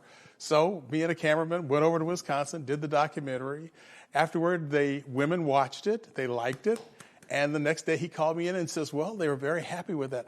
How would you like to go to Washington tomorrow? I was like, yeah, sure. And so for the first time I ever flew first class, might have been the last, they flew me here to Washington with a couple of black Republicans. Now, I don't know if I was here as a, let's say, to enjoy the meeting or as a spy, because afterward he asked me about these two Republicans. Nevertheless, we got here. We saw all these people I'd seen on television. You know, I grew up in the Midwest. Right. Small town for the most part, so I didn't know about all this stuff. And I get to see Jesse Jackson and Coretta King, and I had my Minolta, and so I was... Because there was a meeting here. It was the third conference of black elected officials. It was here in Washington. So as I said, it was just an example of, you know, something great that I could go to learn more about black folks. But, you know, it's interesting. The two black Republicans were at that same conference? Oh yeah, they right. were there. So they were they like, were there to watch the conference. So people came from all over the country. It was a one-day event, just one-day event, and a lot of the black journalists came there from different places, and I knew none of them, nobody. Right. But they got together and said, go to room such and such. We're starting an organization, and so I went to this room. So here you are, 22 years old, DC. You like, all right. I'm gonna go to the room. That's right. And you go to the room, and there are all these journalists, and I'm sort of awestruck because I had spent my summers here in Washington because my sister lived here, and I'd watched Channel 9, so I knew who Max Robinson was. Of course. So I was like starstruck. You got Max Robinson, Mal Good, who was the first black network correspondent at ABC. Okay. Greg, our fellow Alpha brother. And Maureen Bunyan was here. Maureen Bunyan. So I saw these people, and so then the contest started as to who was going to be the president of NABJ. And so Max had his group. Now, hold up, before you can go there. So you're in this meeting, and you're like, hold up. There's an organization going on. Now we got a vote going on. So what are you doing in the room while you're watching all of the machinations happening? What are you doing? We're coming and going, basically. I'm going out there taking pictures, then we come back in here, and it's a lot of things like that, and it's laid back, really, for the most part. And again, it's an opportunity for me to see a lot of these people like Jesse Jackson and whatnot. So I come back into the room and the politicking starts. And so Chuck Stone, who I did not know at that time, is from the Philadelphia Daily News. And he was the catalyst for this meeting. Right. And he said, we can start an organization. You've got the dentists, they've got their organization. You got the lawyers, they got their organization. We need one for black journalists. So you got factions. So now you're sitting in the room and you got factions trying to sit here. Okay, who's going to do what? Yeah. Who's going to be president? Right. So Max is lobbying. Chuck is lobbying. Basically, it was the Philadelphia... Now, Max is lobbying for him to be president? Correct. Okay. And Chuck is lobbying to be president. Okay. And so... And Chuck is the one who called the meeting.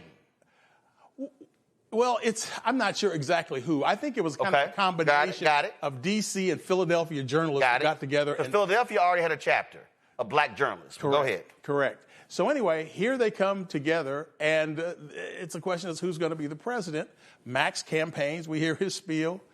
Chuck campaigns, we hear his spiel. Chuck is probably more organized about this thing. Right. And he says, we're going to start this organization, and we're going to call it NABJA, N-A-B-J. That was Chuck's word, NABJA.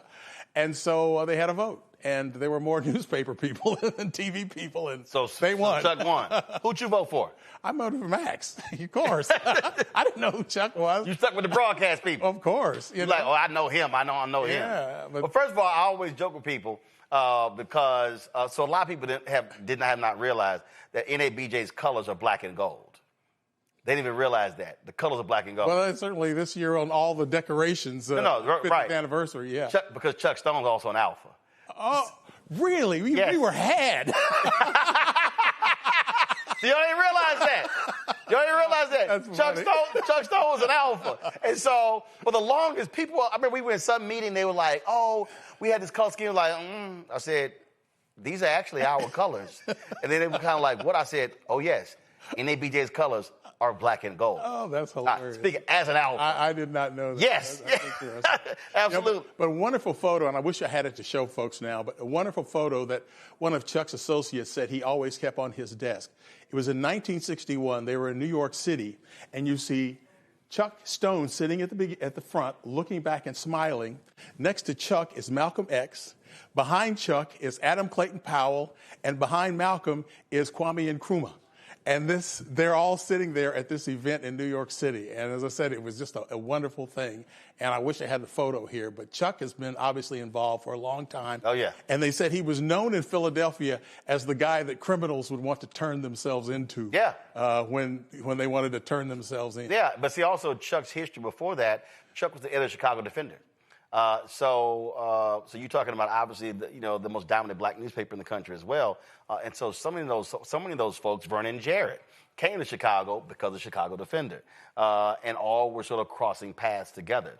What's also interesting, and we've had other finalists on this week, the fact that yes, there are 44 finalists, but there were people who were in that room who were scared to sign the sheet. Why did you sign it? Well, I wasn't scared. I mean, I was the youngest NABJ member. And I had gone to Minnesota to go to school. So you're in the room. You're the youngest person in the room. I'm the youngest person in the room. Now, I know that because Allison asked me, she says, "What month were you born, Sam?" I said, "Oh, she was trying to claim May." She was born in April. It was that close. But yeah, it was no concern of mine. At that point, we really didn't have many black people in the media. And I had gotten into this traineeship with WCCO television, and then ultimately they got to pick a person to be a trainee for CBS News. And so WCCO picked me. And so, my thing is we're trying to get black folks in there. This is a great thing. We need an organization to try to get more black people in the newsroom. Mm-hmm. I'm older than you, and I don't know if you've heard this, but, there were so few black people on television at that time. Jet Magazine every week had a list of the black people who were going to be on national television so you could watch. In fact, the video was playing, and I'm familiar with this because it's been talked about. I knew Randall Robinson, Max Robinson's brother.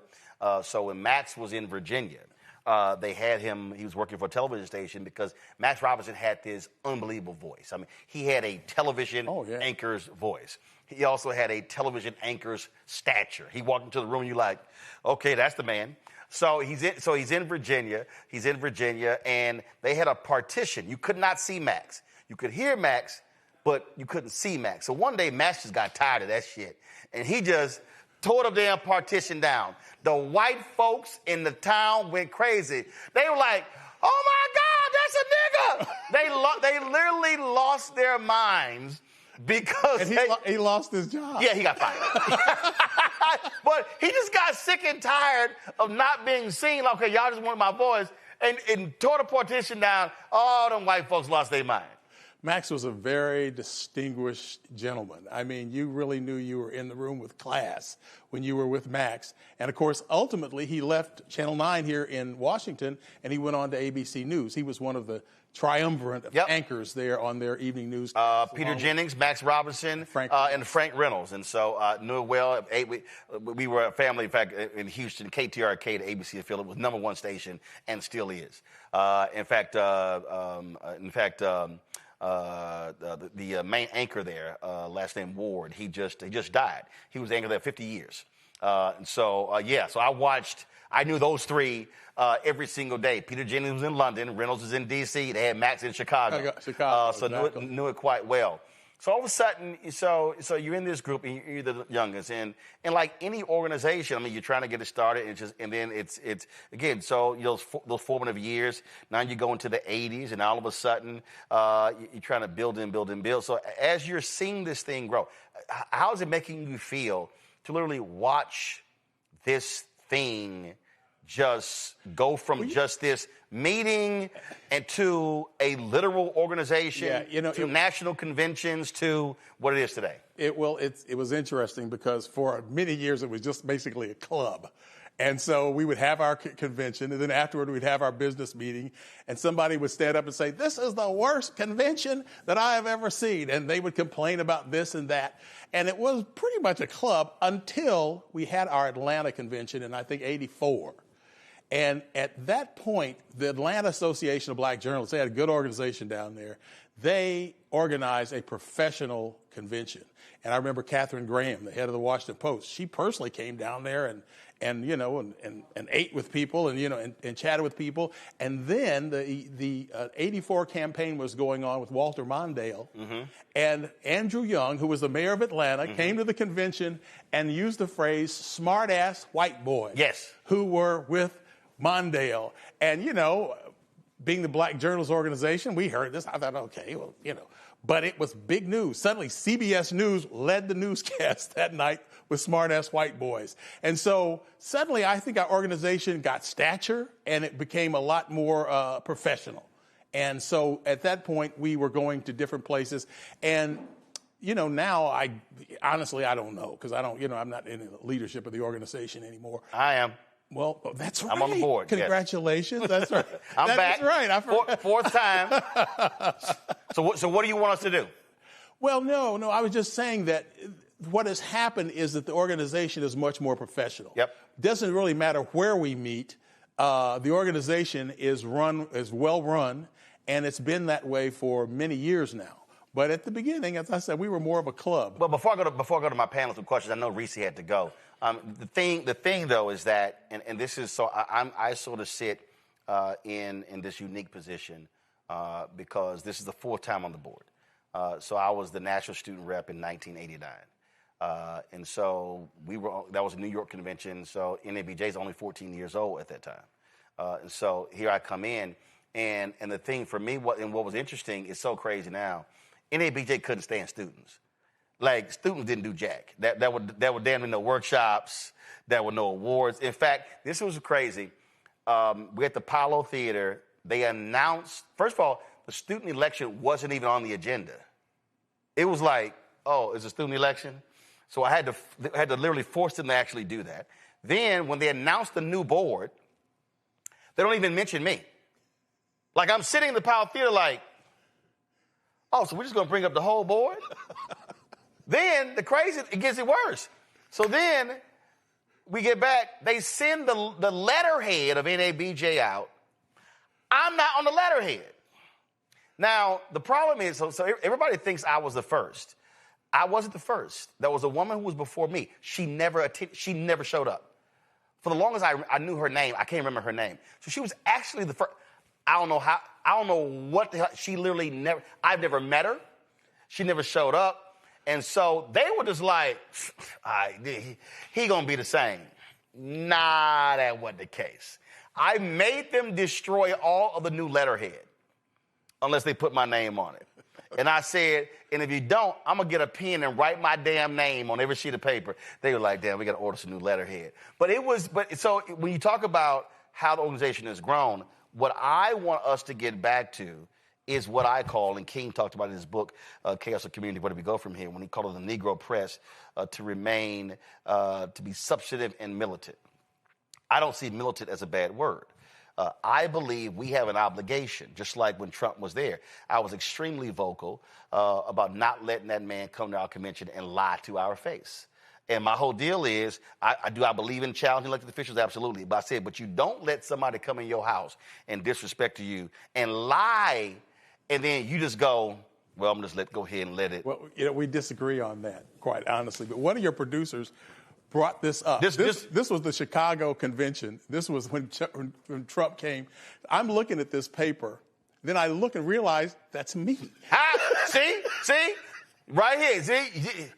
So we're job you because he was lying. He was lying, but he always lies. No. But here's my whole point. The problem, because what happened was the night before I was on MSNBC, Jason Johnson was hosting, and this is what I said. I said, Jason, tell you right now, if Trump lies and nobody on the panel correct him, you're going to hear me correcting him. So what happens is, so he comes in, he immediately starts lying, and I'm on the front row going, that's a lie. Like, literally, he is not far from me. So Drew Barry, who was our executive director then, he was like, Roland, pipe down, because they're going to throw you out. I said, who the hell is they? I turned to Drew, I said, this our shit.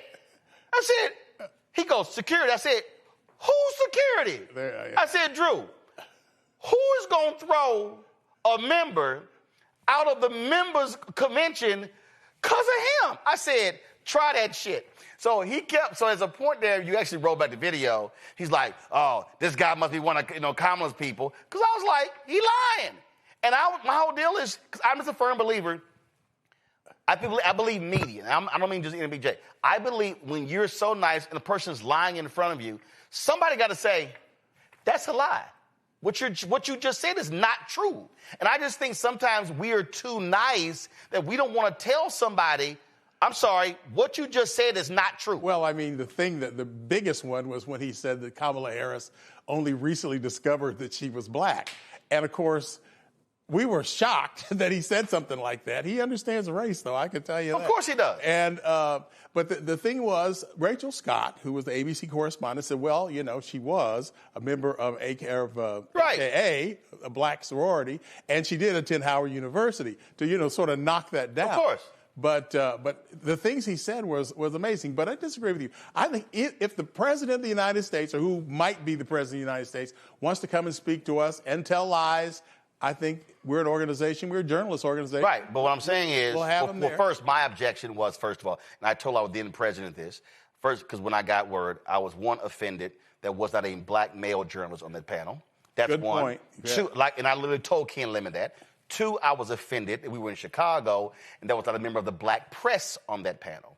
And I said to him, if you had a panel of 4 black men and not a sister, I said the sisters at NABJ would be lighting your ass up. I said, so I had a problem. I had a problem there. And so the issue for me is the issue for me is that if you're going to invite a known liar, then you better have folk there who are prepared to challenge every lie and not allow the lies to be told. Last point before I go to the panel, I also was greatly offended that they allowed Harris Faulkner of Fox News to be on that panel, especially when she wasn't even a member. So my whole deal is, no, if you can't pay your dues, you ain't sitting your ass on that stage. Yeah, I felt that might have been some deal made to get him there. Right, and my whole point is, we don't make deals. Yeah. And if she want to be on that panel, tell her to send that check. That's just me. That's just me. Let me, Greg, your question for Sam. Yes, thank you, Ron. Man, really enjoying this conversation. And thank you, Brother Ford, for being one of the founders, and it's an honor to be in conversation with a living legend. The brother that you mentioned at the beginning of that brilliant short film, I'm going to show that to my students, in fact, the great Reggie Bryant. I knew Reggie Bryant, Philadelphia. Yeah, Reggie, right. He was the first, great radio host. First national black program, really, was hosted by Absolutely. him. WHYY, Absolutely. Philadelphia. Yes, sir.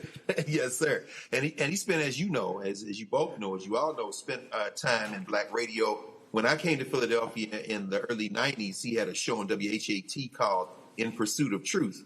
And the question I want to ask you is about the current generation and future generations and preparedness. Reggie was so brilliant in his questioning and his debate skills and his conversations because I think in part he was so very well read.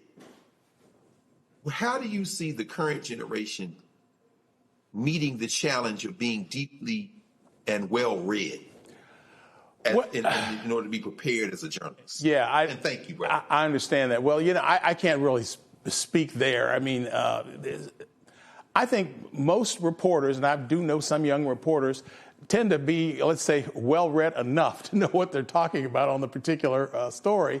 But when you talk about well-read, honestly, as I've moved through the industry, not a whole lot of people are well-read anymore. They know what they got to know to get the message across. But, that's kind of rare these days. And I think it was probably pretty rare those days when we started NABJ. I just don't think so.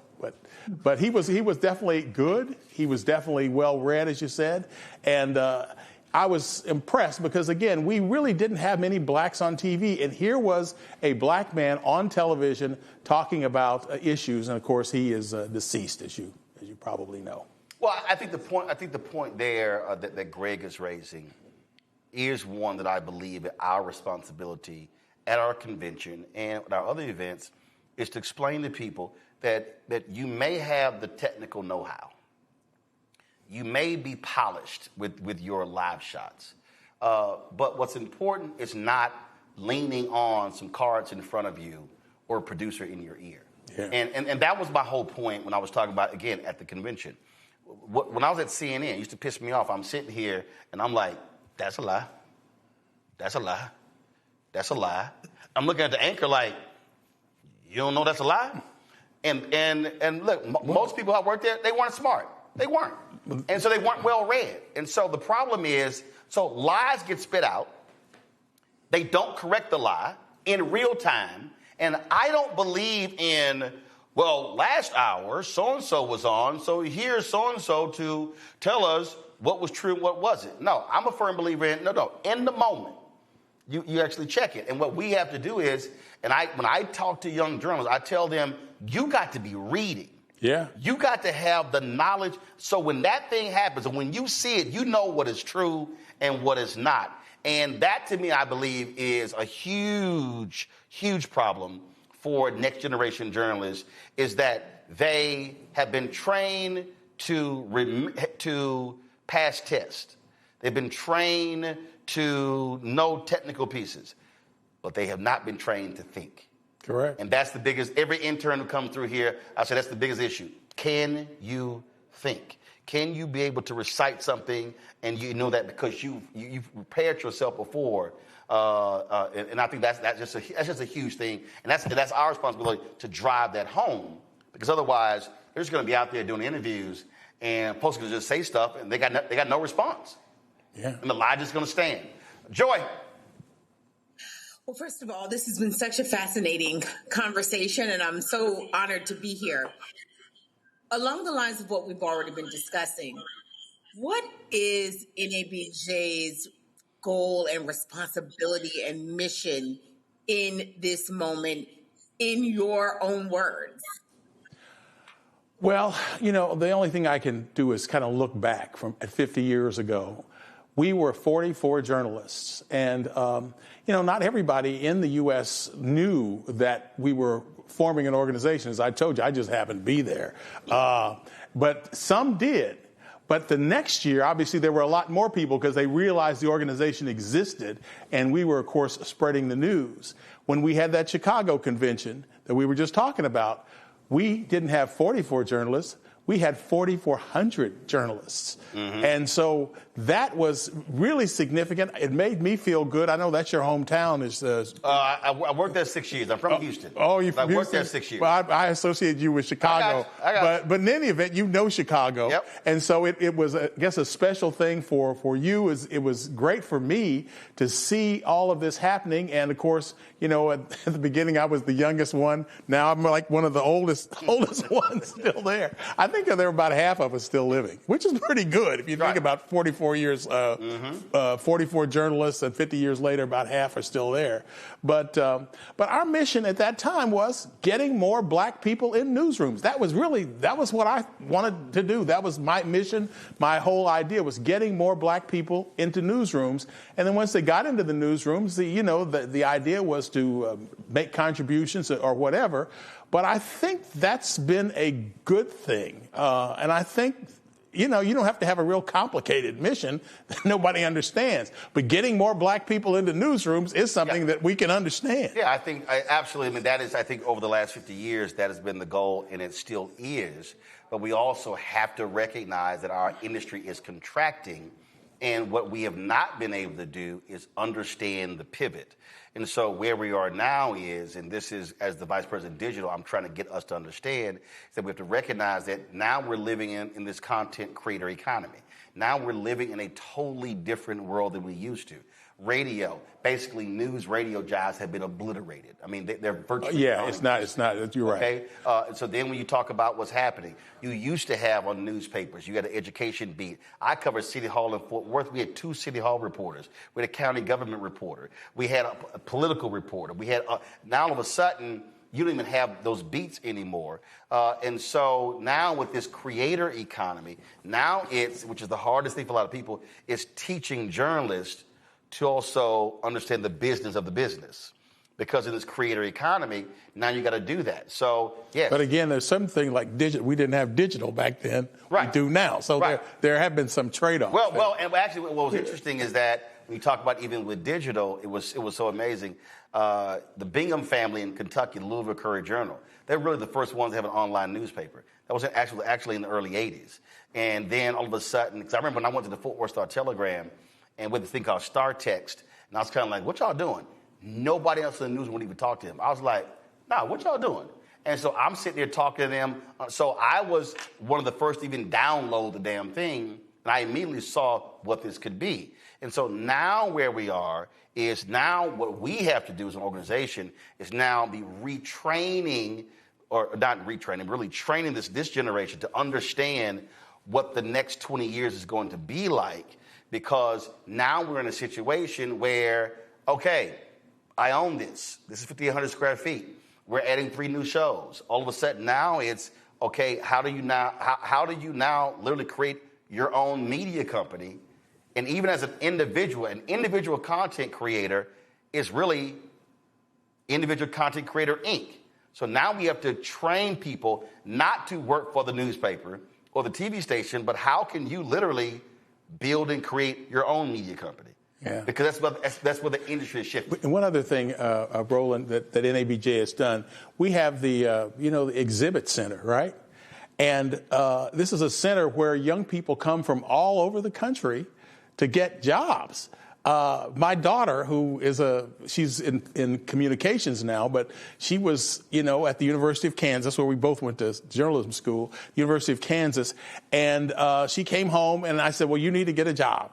So I'm sending you to the San Diego NABJ convention, and I hope you can get a job. She went out, she didn't get a job. But nevertheless, that is where a lot of people go because the television companies are there. Right. Now, Channel 7 is owned by Sinclair, right, which is a right-wing outfit, and I worked for them. They were fine to me. But nevertheless, one good thing about Sinclair is they have a lot of television stations, a lot of small-market television stations. Nexstar. And you come in there, you can get a job from them. I mean, you're not going to be making much money, but the point is you need to get a job. So one of the things NABJ is it's become a place where if you want to find a black reporter or you're a black reporter who wants to find a job, you meet at NABJ. Here's what we experienced this year. We had a drop-off of about 40 of those exhibits this year. Donald Trump. And because of the entire anti-DEI, what I've been saying is we have to fortify the organization because of the next 3 years, we're going to see the exact same thing. So now we're going to see, in the next 3 years, we're going to see who actually gives a damn about diversity, who actually cares about hiring talented black journalists, and who was doing it just because of the climate. So the climate we're living in is real. Well, I noticed, though, I was thinking about that, but Sinclair had a big operation at NABJ this year. Fox News had a big operation at NABJ this year. So, yeah, I mean, but the point is, at some point, if you're a black reporter, you want a job. If you're a company that you want to hire black reporters, because you need black reporters if you're covering the news in these cities. Okay, and so the fact that NABJ exists, it is a place where the two can meet, and that's been one wonderful thing about our organization. Well, look, Sam, we appreciate it. Thanks for being at that meeting and being one of the 44 panelists. We appreciate it. Thank you. Folks, got to go to break. We come back, our Marketplace segment. Of course, Christmas is around the corner. And, of course, it's all about supporting our black-owned businesses on shopblackstarnetwork.com. That's next right here on Roland Martin Unfiltered on the Black Star Network. They said the quiet part out loud. Black votes are a threat, so they erased them. After the Supreme Court gutted the Voting Rights Act in 2013, Republican legislatures moved fast. New voter ID laws, polling place shutdowns, purges of black voters from the rolls. Trump's Justice Department didn't stop it, they joined in. In 2018, his DOJ backed Ohio's voter purge system, a scheme that disproportionately erased black voters. Their goal, erase black votes and political power. Yeah, that happened. These are the kinds of stories that we cover every day on Roland Martin Unfiltered. Subscribe on YouTube and download the Black Star Network app. Support fact-based independent journalism that centers African Americans and the issues that matter to our community.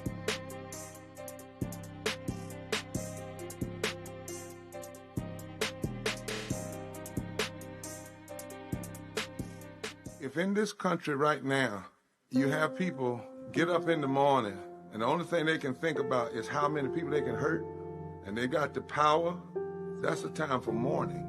For better or worse, what makes America special, it's that legal system that's supposed to protect minorities from the tyranny of the majority. We are at a point of a moral emergency. We must raise a voice of outrage. We must raise a voice of compassion. And we must raise a voice of unity. We are not in a crisis of party versus party. We are in a crisis of civilization, a human rights crisis, and a crisis of democracy itself. And guess what? You've been chosen to make sure that those that would destroy, those that would hate, don't have the final say. and they don't ultimately win. Michael McMillan, President and CEO of the Urban League of Metropolitan St. Louis, and you are watching Roland Martin Unfiltered.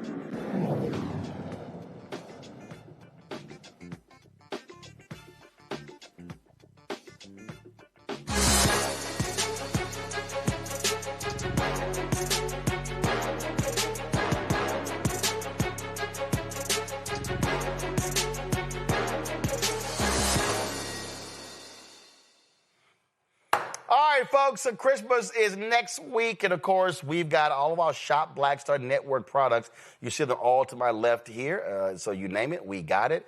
Get a shot of that. Come on, get a shot of that. So now we got one more to add to all the products here.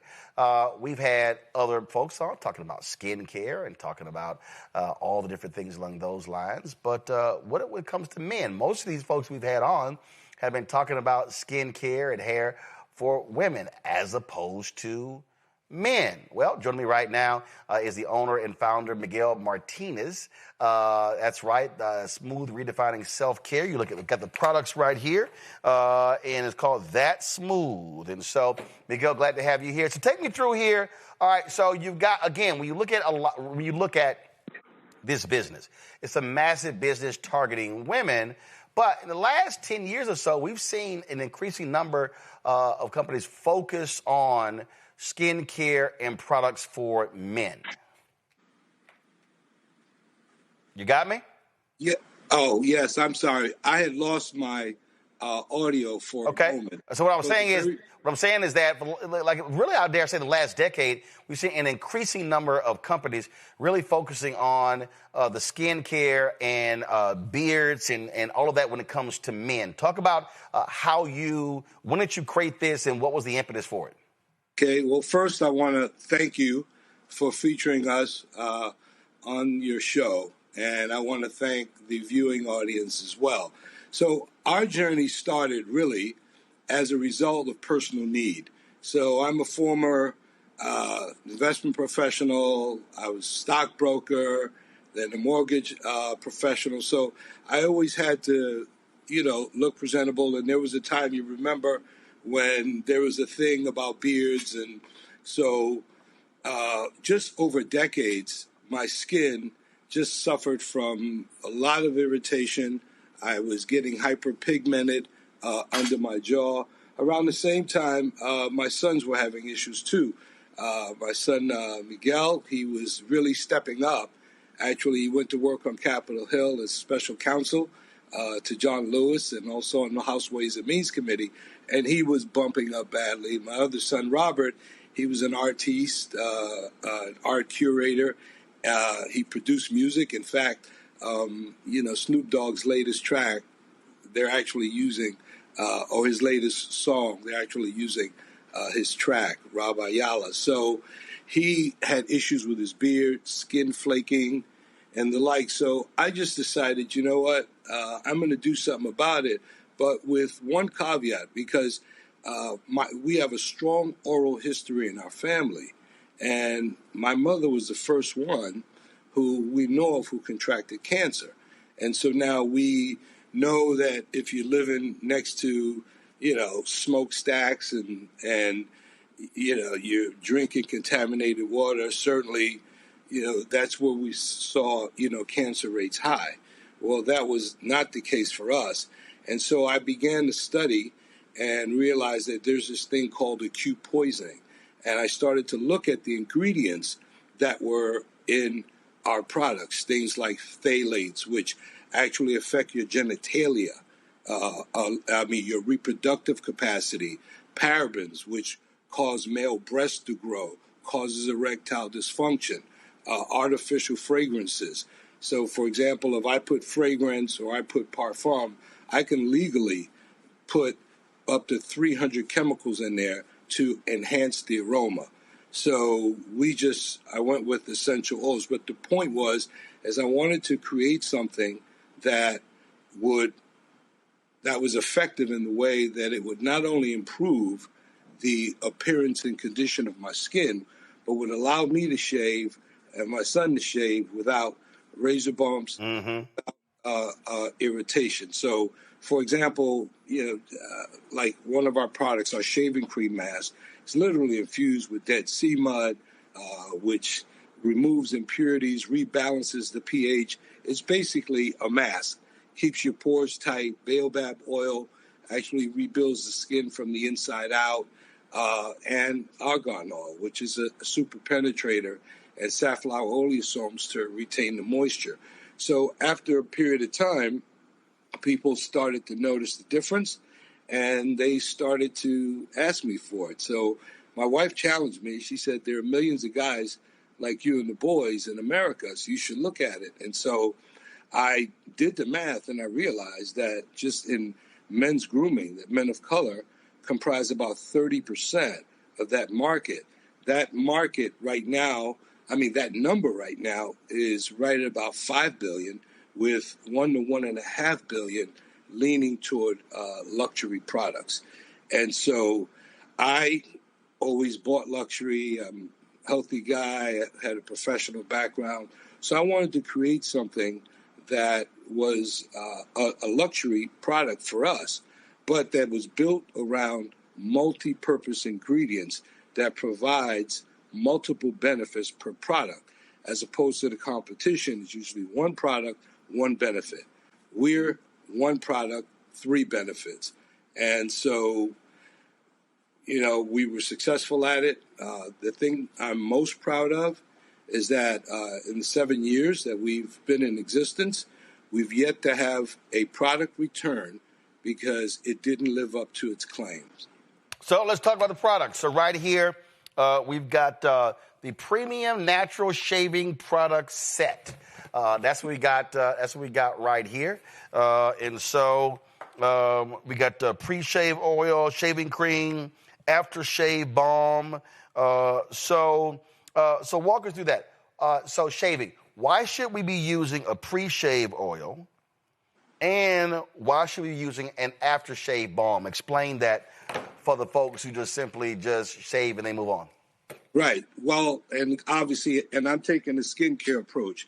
So for us, but it's especially important for men with textured hair. What the pre-shave oil does, first and foremost, it's going to coat the skin to prevent irritation and allow the razor to glide. Ours, the way it's formulated, literally binds to the hair and makes it slick. So it prevents you from getting razor bumps because, the hair maintains, its pliability, its slickness. And I would say prior to that, of course, is we need to wash our face and always apply a hot towel, like these commercials that we see, and we have to go way back. I had an uncle who I would just watch him groom. And I remember, going to the barbershops when I was younger in Harlem, and I would watch him, wrap towels around the face and apply heat. And so it's important first to start there so that we make the hair pliable. And then when you add the pre-shave oil on, that's going to coat you, keep the hair slick so that it doesn't curl back in when you're shaving. When it comes to the shaving cream, again, as I indicated, it doubles as a mask, a Dead Sea mask. So a Dead Sea mud mask, forgive me. And so the important thing was I wanted to create something that had the thickness, the viscosity to hold up to very textured hair. That's number one. All these products that I was using for decades, the reason why I was suffering from tremendous irritation was because they didn't hold up, bottom line. So I needed something to literally hold up to prevent, again, irritation, and most importantly, to keep my hair in line so that it would prevent me getting razor bumps. But at the same time, so when I apply it, I literally apply it all over my face and all over my stubble, and I shave, and then I allow what's on my face to dry. And in so doing, just by doing that a few times, giving ourselves a facial. So there's no need for any hard exfoliants once a month or anything like that. Just by doing that, you're naturally exfoliating your skin. and, you know, removing the impurities and rebalancing the skin's pH, etc. Now, the aftershave facial balm, that's a super product. I actually use it every day, whether I shave or not. And even now, I'm sporting a very low beard. I still use it. Its benefits is first and foremost, it calms the skin, okay, with things like chamomile, colloidal oatmeal. And then it's got beta-glucans, which helps to rebuild the skin. But also, beta-glucans is to the skin what mortar is to bricks. It fortifies it, protects it against environmental stressors. There's natural menthol, which cools the skin. There's hyaluronic acid, which women know about way more than we do. But what it does, that carries 100 times its weight in moisture. So it keeps the skin plump and youthful looking. And then the ingredient I have in there called safflower oleosomes, and that is nature's moisture delivery system. So what the oleosome does, let's say in the safflower plant, is that it releases hydration constantly so that the flower doesn't wither. So we actually grabbed the patented formula. It's not our patent, but we infused it with safflower oleosomes to release hydration all day long. So it is non-greasy. None of it's going to compete with your cologne. And it's very light, but it's going to keep your skin hydrated and protected. Absolutely. Now, before I go to our panel, before I go to Joy and Greg to ask questions, I've been doing this for several years now. You have this two-piece single blade razor. And for the longest, a lot of men were sitting here buying the razors, and they were spending crazy amounts of money buying razor blades in stores. And a lot of folks have been going to these blades here where you're just buying the steel blade replacements. Explain why. Okay, well, it is interesting. If you see here, this is a 1950 Gillette Black Beauty that I inherited from my uncle. Wow. The family gave it to me. And even before that, you see this straight razor, and this is 100 years old. Now, that bad boy was used for some other stuff, too. We're not going to go into that. That's right. It started to go out of style in World War I, because in World War I, they had to wear gas masks to protect from chemical warfare. But the reason why that razor is so good, first of all, it does have new technology. I don't know if you open it up, you'll notice that it's got a heavy handle. Yeah, this is a very heavy handle. It's got a knurled handle, so even if your hands are wet or soapy, it's not going to, and I was going to take, it's a two-piece, so you turn it upside down to open it. I got it. As opposed to three pieces, and you just stick it back in and just put the blade on, roll it back on. But the benefit, the real benefit to that razor is that first and foremost, it's perfectly weighted so that you apply zero pressure to the blade. The other thing is with the closed comb and the design that it has, it's not going to put too much of that blade on your skin in order to irritate it. So it's going to give you a very close shave without irritation. All you do basically is you tilt it 30-degree angle, and you take short strokes, and you spin it and take short strokes. The other thing is it's more environmentally friendly because it's made out of chrome-plated solid brass. So it's made out of metal. So if it was left and lost in whatever amount of years, it's going to disintegrate back into the earth as metal. But the other thing is that it's permanent and is really more economical. Because if you really look at the cost of cartridge razors, which affect us more, because first of all, those razors were really created for men with straight hair. That ain't us. Okay, hold up. This is a black show, Miguel.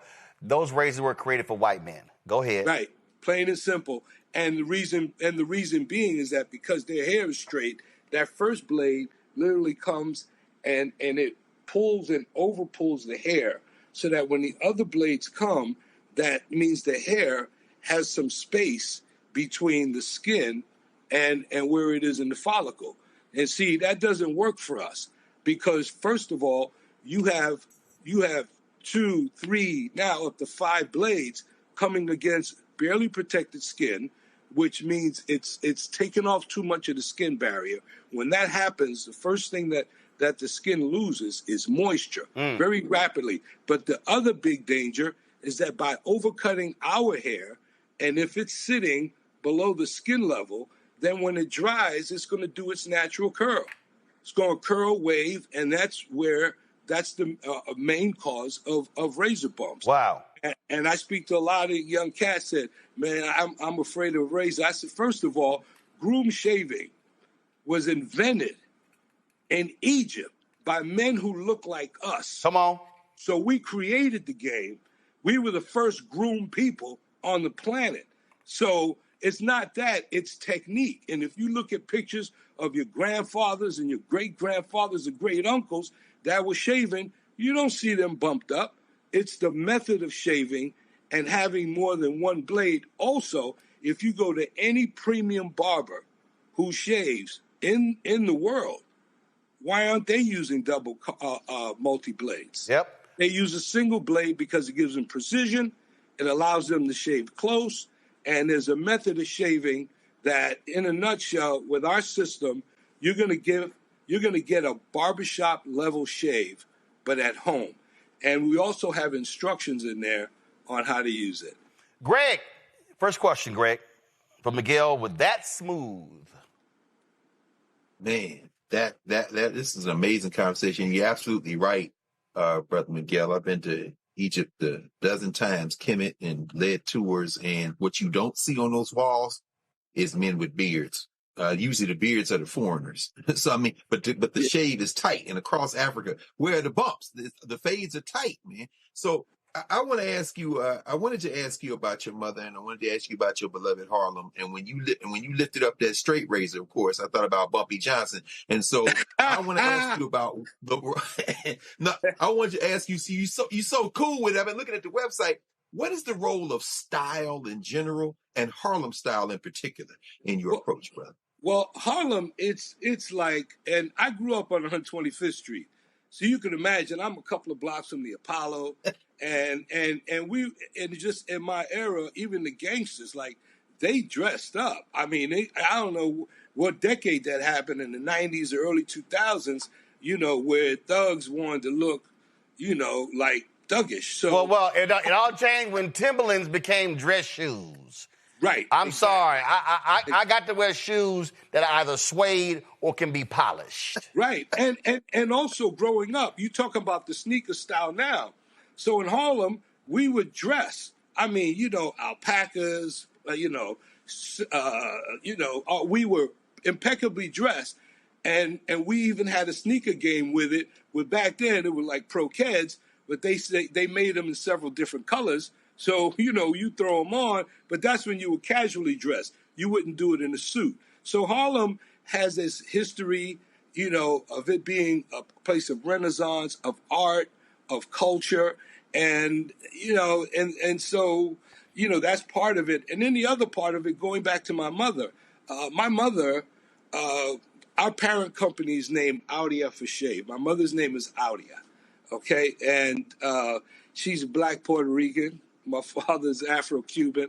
And so she just always wanted us impeccably dressed. In fact, I saw pictures and when I went into my professional life and when I was looking at, having to dress the part, I was like, man, like mommy had me dressing this way when I was 5 years old.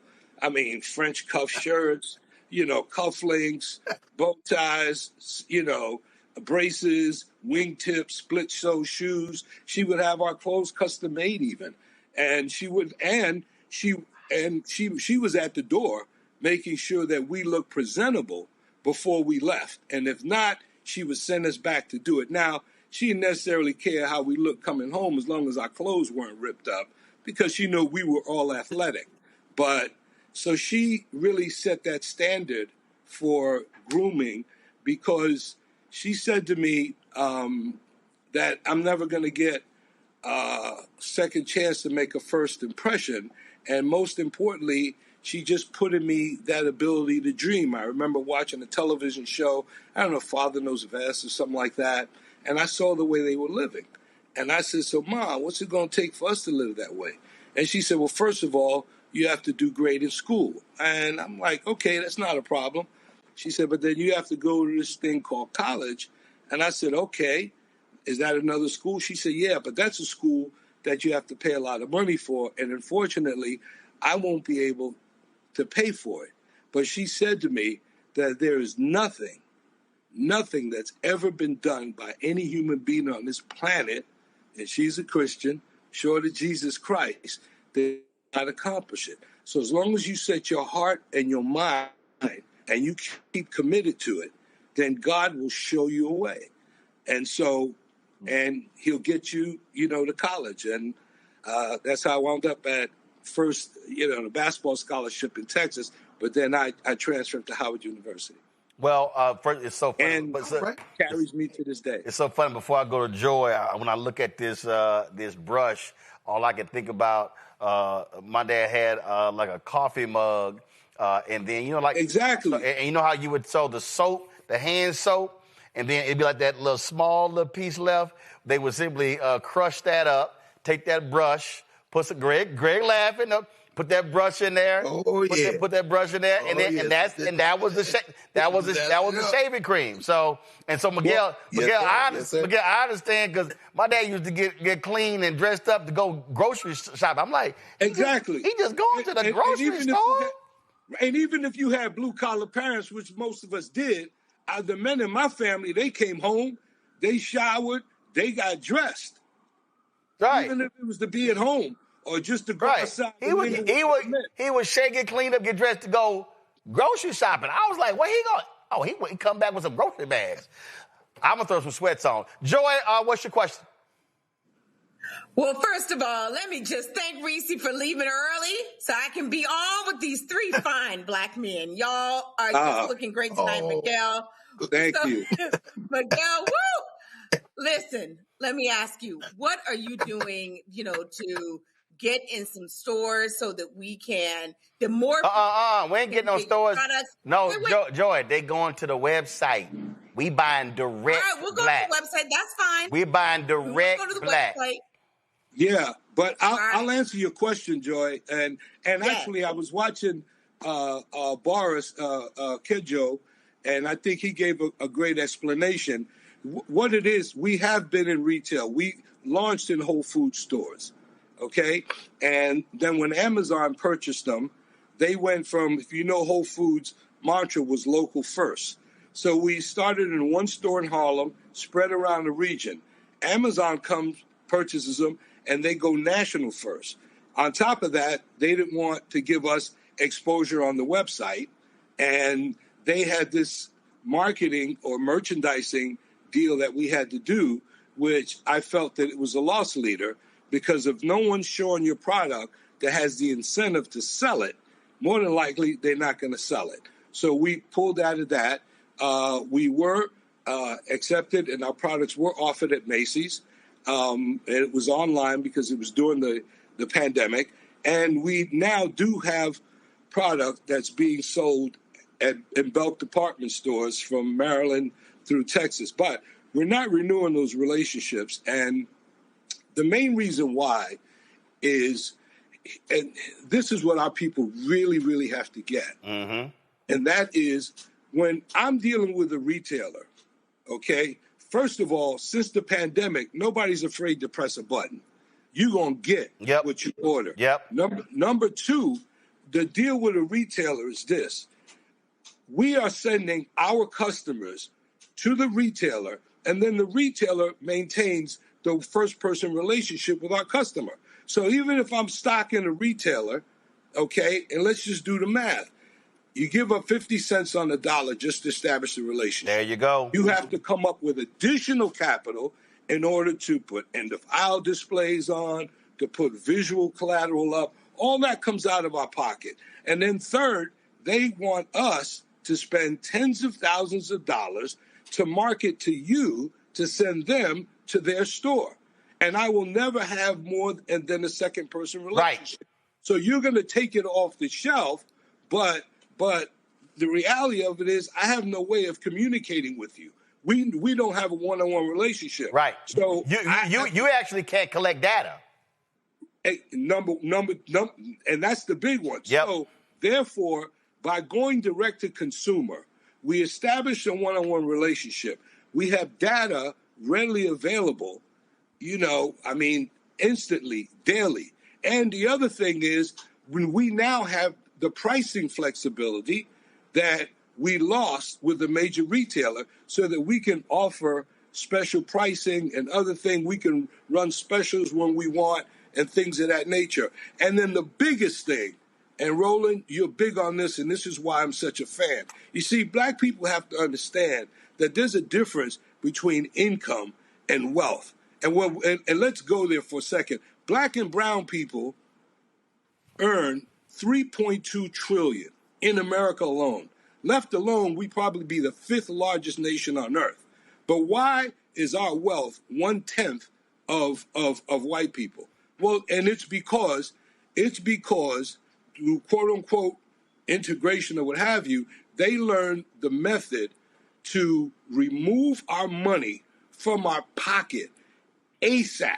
Yep. And so we're earning this money, number one. Number two, thank goodness, because when the internet got live, that's when I saw it as the great equalizer. Yep. So now we can put in whatever you want, and you can finish it by a black-owned company, a black founder, what have you, and you're going to get a list of everything. Heck, we're even building cars in Atlanta. So the fact is that when we circulate our money within ourselves, which is what, Shop Black Star Network, and now, places like, Shop Red Bag or directly with us, then now by circulating that money, you are building community wealth that allows us to be able to provide resources and things of that nature to our community. We don't have to worry about DEI. We don't have to worry about any of that because we have those trillions of dollars that are circulating as much as possible, and we're raising up multi-million, $1 businesses that really, really impact us. Listen, that's the story. I give you this here real quick before we go. We had our fast channels. We had 4 fast channels. We were on Prime Video. We were on Freevee and a couple of others. And the reality is it was costing me more money to send the signal than I was making in advertising. And what they wanted me to do, they wanted me to go hardcore to promote, watch Roland Martin Unfiltered on the Black Star Network on their channel, but I wasn't the one making the money, and I couldn't even sell my own ads. They sold the ads. So I canceled the channels. That's why I canceled them, because I would rather tell people, go to my YouTube channel where my economic split is actually greater than what their split was.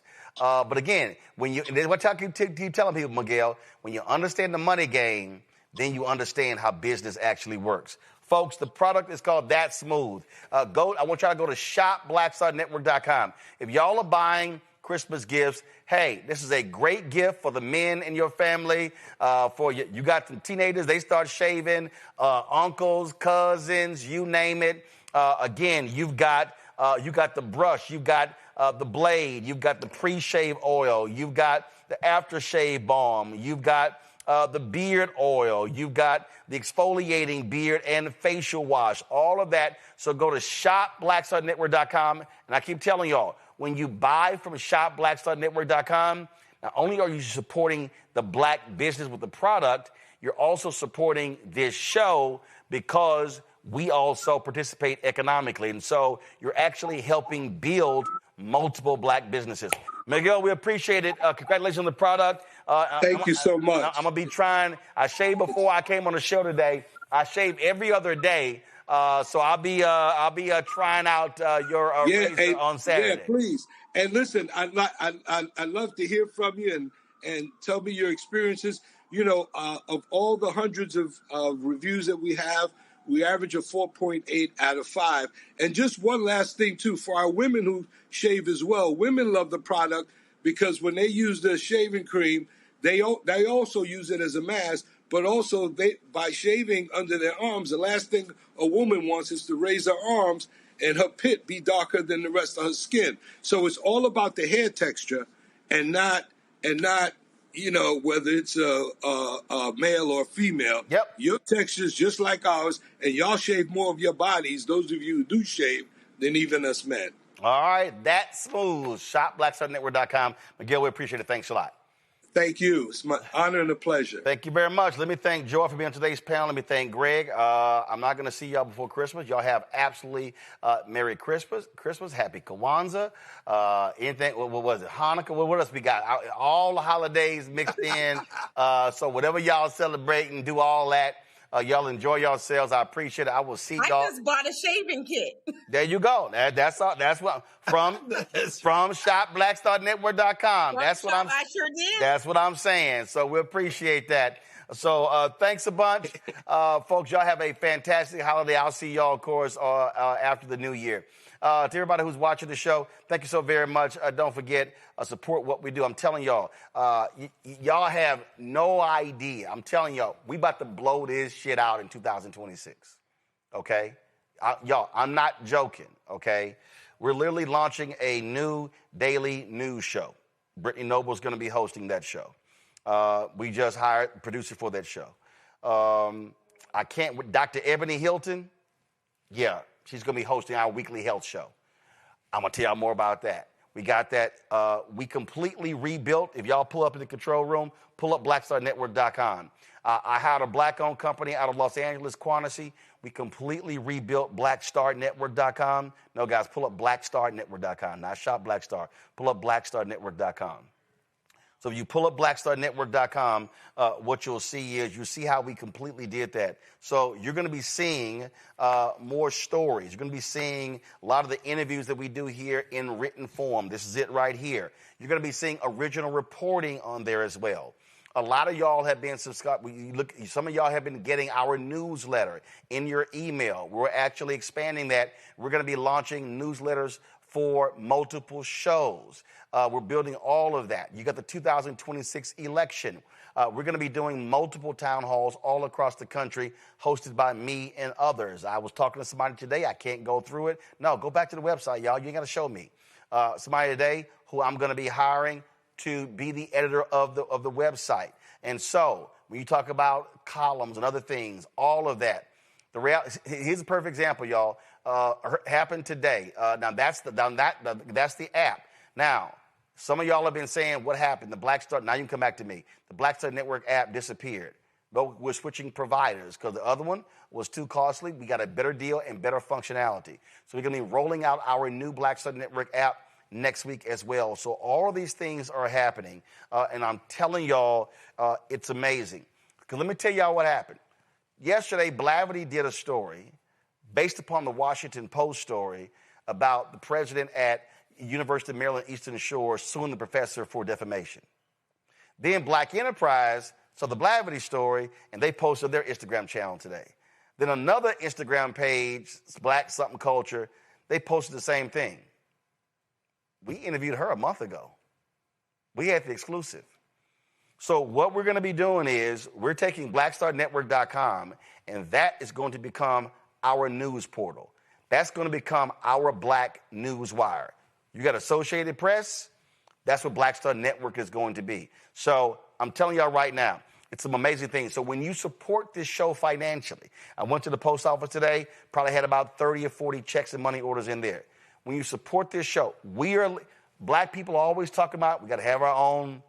You got New York Times, you got CNN, guess what? We ain't waiting. So we got this show, another new daily news show, adding two more weekly shows. Then we're building up the website. We're going to be completely building out this Black news and information network. That's what we're doing. So when you give, that's what your dollars are going to support. This week alone, I've already hired 3 people. I'm about to hire a 4th person. I hired another person. So literally, we've got 5 new people who are going to be joining our team in 2026 that we didn't have in 2000. No, not 5. We're going to actually, no, it's not 5. I'm sorry. It's going to be 7. 7 new people who are going to be joining our team in 2026 that we didn't have in 2025. So when our anniversary, September 4th, when you saw me saying, hey, let's raise $1 million, this is what I'm talking about, okay? I just pressed the button yesterday where we are doing almost $200,000 in equipment upgrades, all right? Massive equipment upgrade on audio in the control room, new robotic cameras, stuff on the road as well. Y'all, all this stuff costs money. And so I'm always saying that we can't keep saying, man, why we don't have anybody covering our stuff. Y'all, because they can't afford it. They can't afford it. They can't afford reporters. They can't afford the equipment. We're building this. And we ain't got millionaires, billionaires who are supporting us. We don't have, matter of fact, we got one major person. I'm not going to get the person's name. A person sent us $100,000 after they saw what this appeal is because they believe in what we're doing. But we have been able to build this on $1, $5, $10, $20, $25, $50 donations. And I'm telling y'all right now, we ain't playing games. Trump is going to be there for 3 years. They're trying to defund Black America. Corporations are not spending money. Somebody has to hold them accountable, and that's going to be us. So if you want to contribute using the Cash App, use the Stripe QR code. You see it right here, bottom left-hand corner. PayPal's R Martin Unfiltered. Venmo's RM Unfiltered. Zelle. Roland at RolandSMartin.com. Roland at RolandMartinUnfiltered.com. Checks in money order. Make it payable to Roland Martin Unfiltered, P.O. Box 57196, Washington, D.C., 20037-0196. I'll tell you once the new app goes live to download the app. And so I'll let you know that's Get My Book, White Fear, How the Browning of America is Making White Folks Lose Their Minds. Available at bookstores nationwide. You can also get the audio version on Audible that I read. You also, of course, can get our Black Star Network, Roland Martin Unfiltered swag by going to shopblackstarnetwork.com. You want to get that shirt? Don't blame me. I voted for the black woman. We got it in a T-shirt. We got it in a hoodie. We got it in a crew neck right there on the website. We got it in black and white. So you got different colors right there as well. Then, of course, let's see here. Download the app Fanbase. Now, the investment has already ended for startengine.com/Fanbase, but we still need folks downloading the app because we need to build that app up and using that as well. And so, like I told you, it's a lot that we're doing. I was not joking around. We're putting the infrastructure in place. And I'm telling you right now, there is nobody in black-owned media that has the infrastructure that we have here. We're sitting, y'all, we signed this year. The lease kicks in. We signed a new 8-year lease. And look, I ain't got a problem being transparent with y'all. It's going to cost us $24,000 a month where we are right now. But this is a 5,800 square foot facility. It allows for us to be able to do stuff in our kitchen, do stuff in here, the different looks, completely changing the control room, the robotic cameras. Look, it's going to happen in 2026. You're going to see us hosting a live studio audience here in our studio. You're going to see us on the road in North Carolina, Georgia, and Texas, doing town halls, talking politics. So I'm telling y'all, we're not playing around. There's a reason why we don't waste our time doing gossip. I don't give a damn about the Diddy documentary. Ain't watched it, got no interest. You know why? Because the stuff that we're dealing with is life and death that's impacting black people in a huge way. Somebody has to be focused on the news that matters, and that's what we're doing. So I appreciate it. I will see y'all tomorrow right here, Roland Martin Unfiltered on the Black Star Network.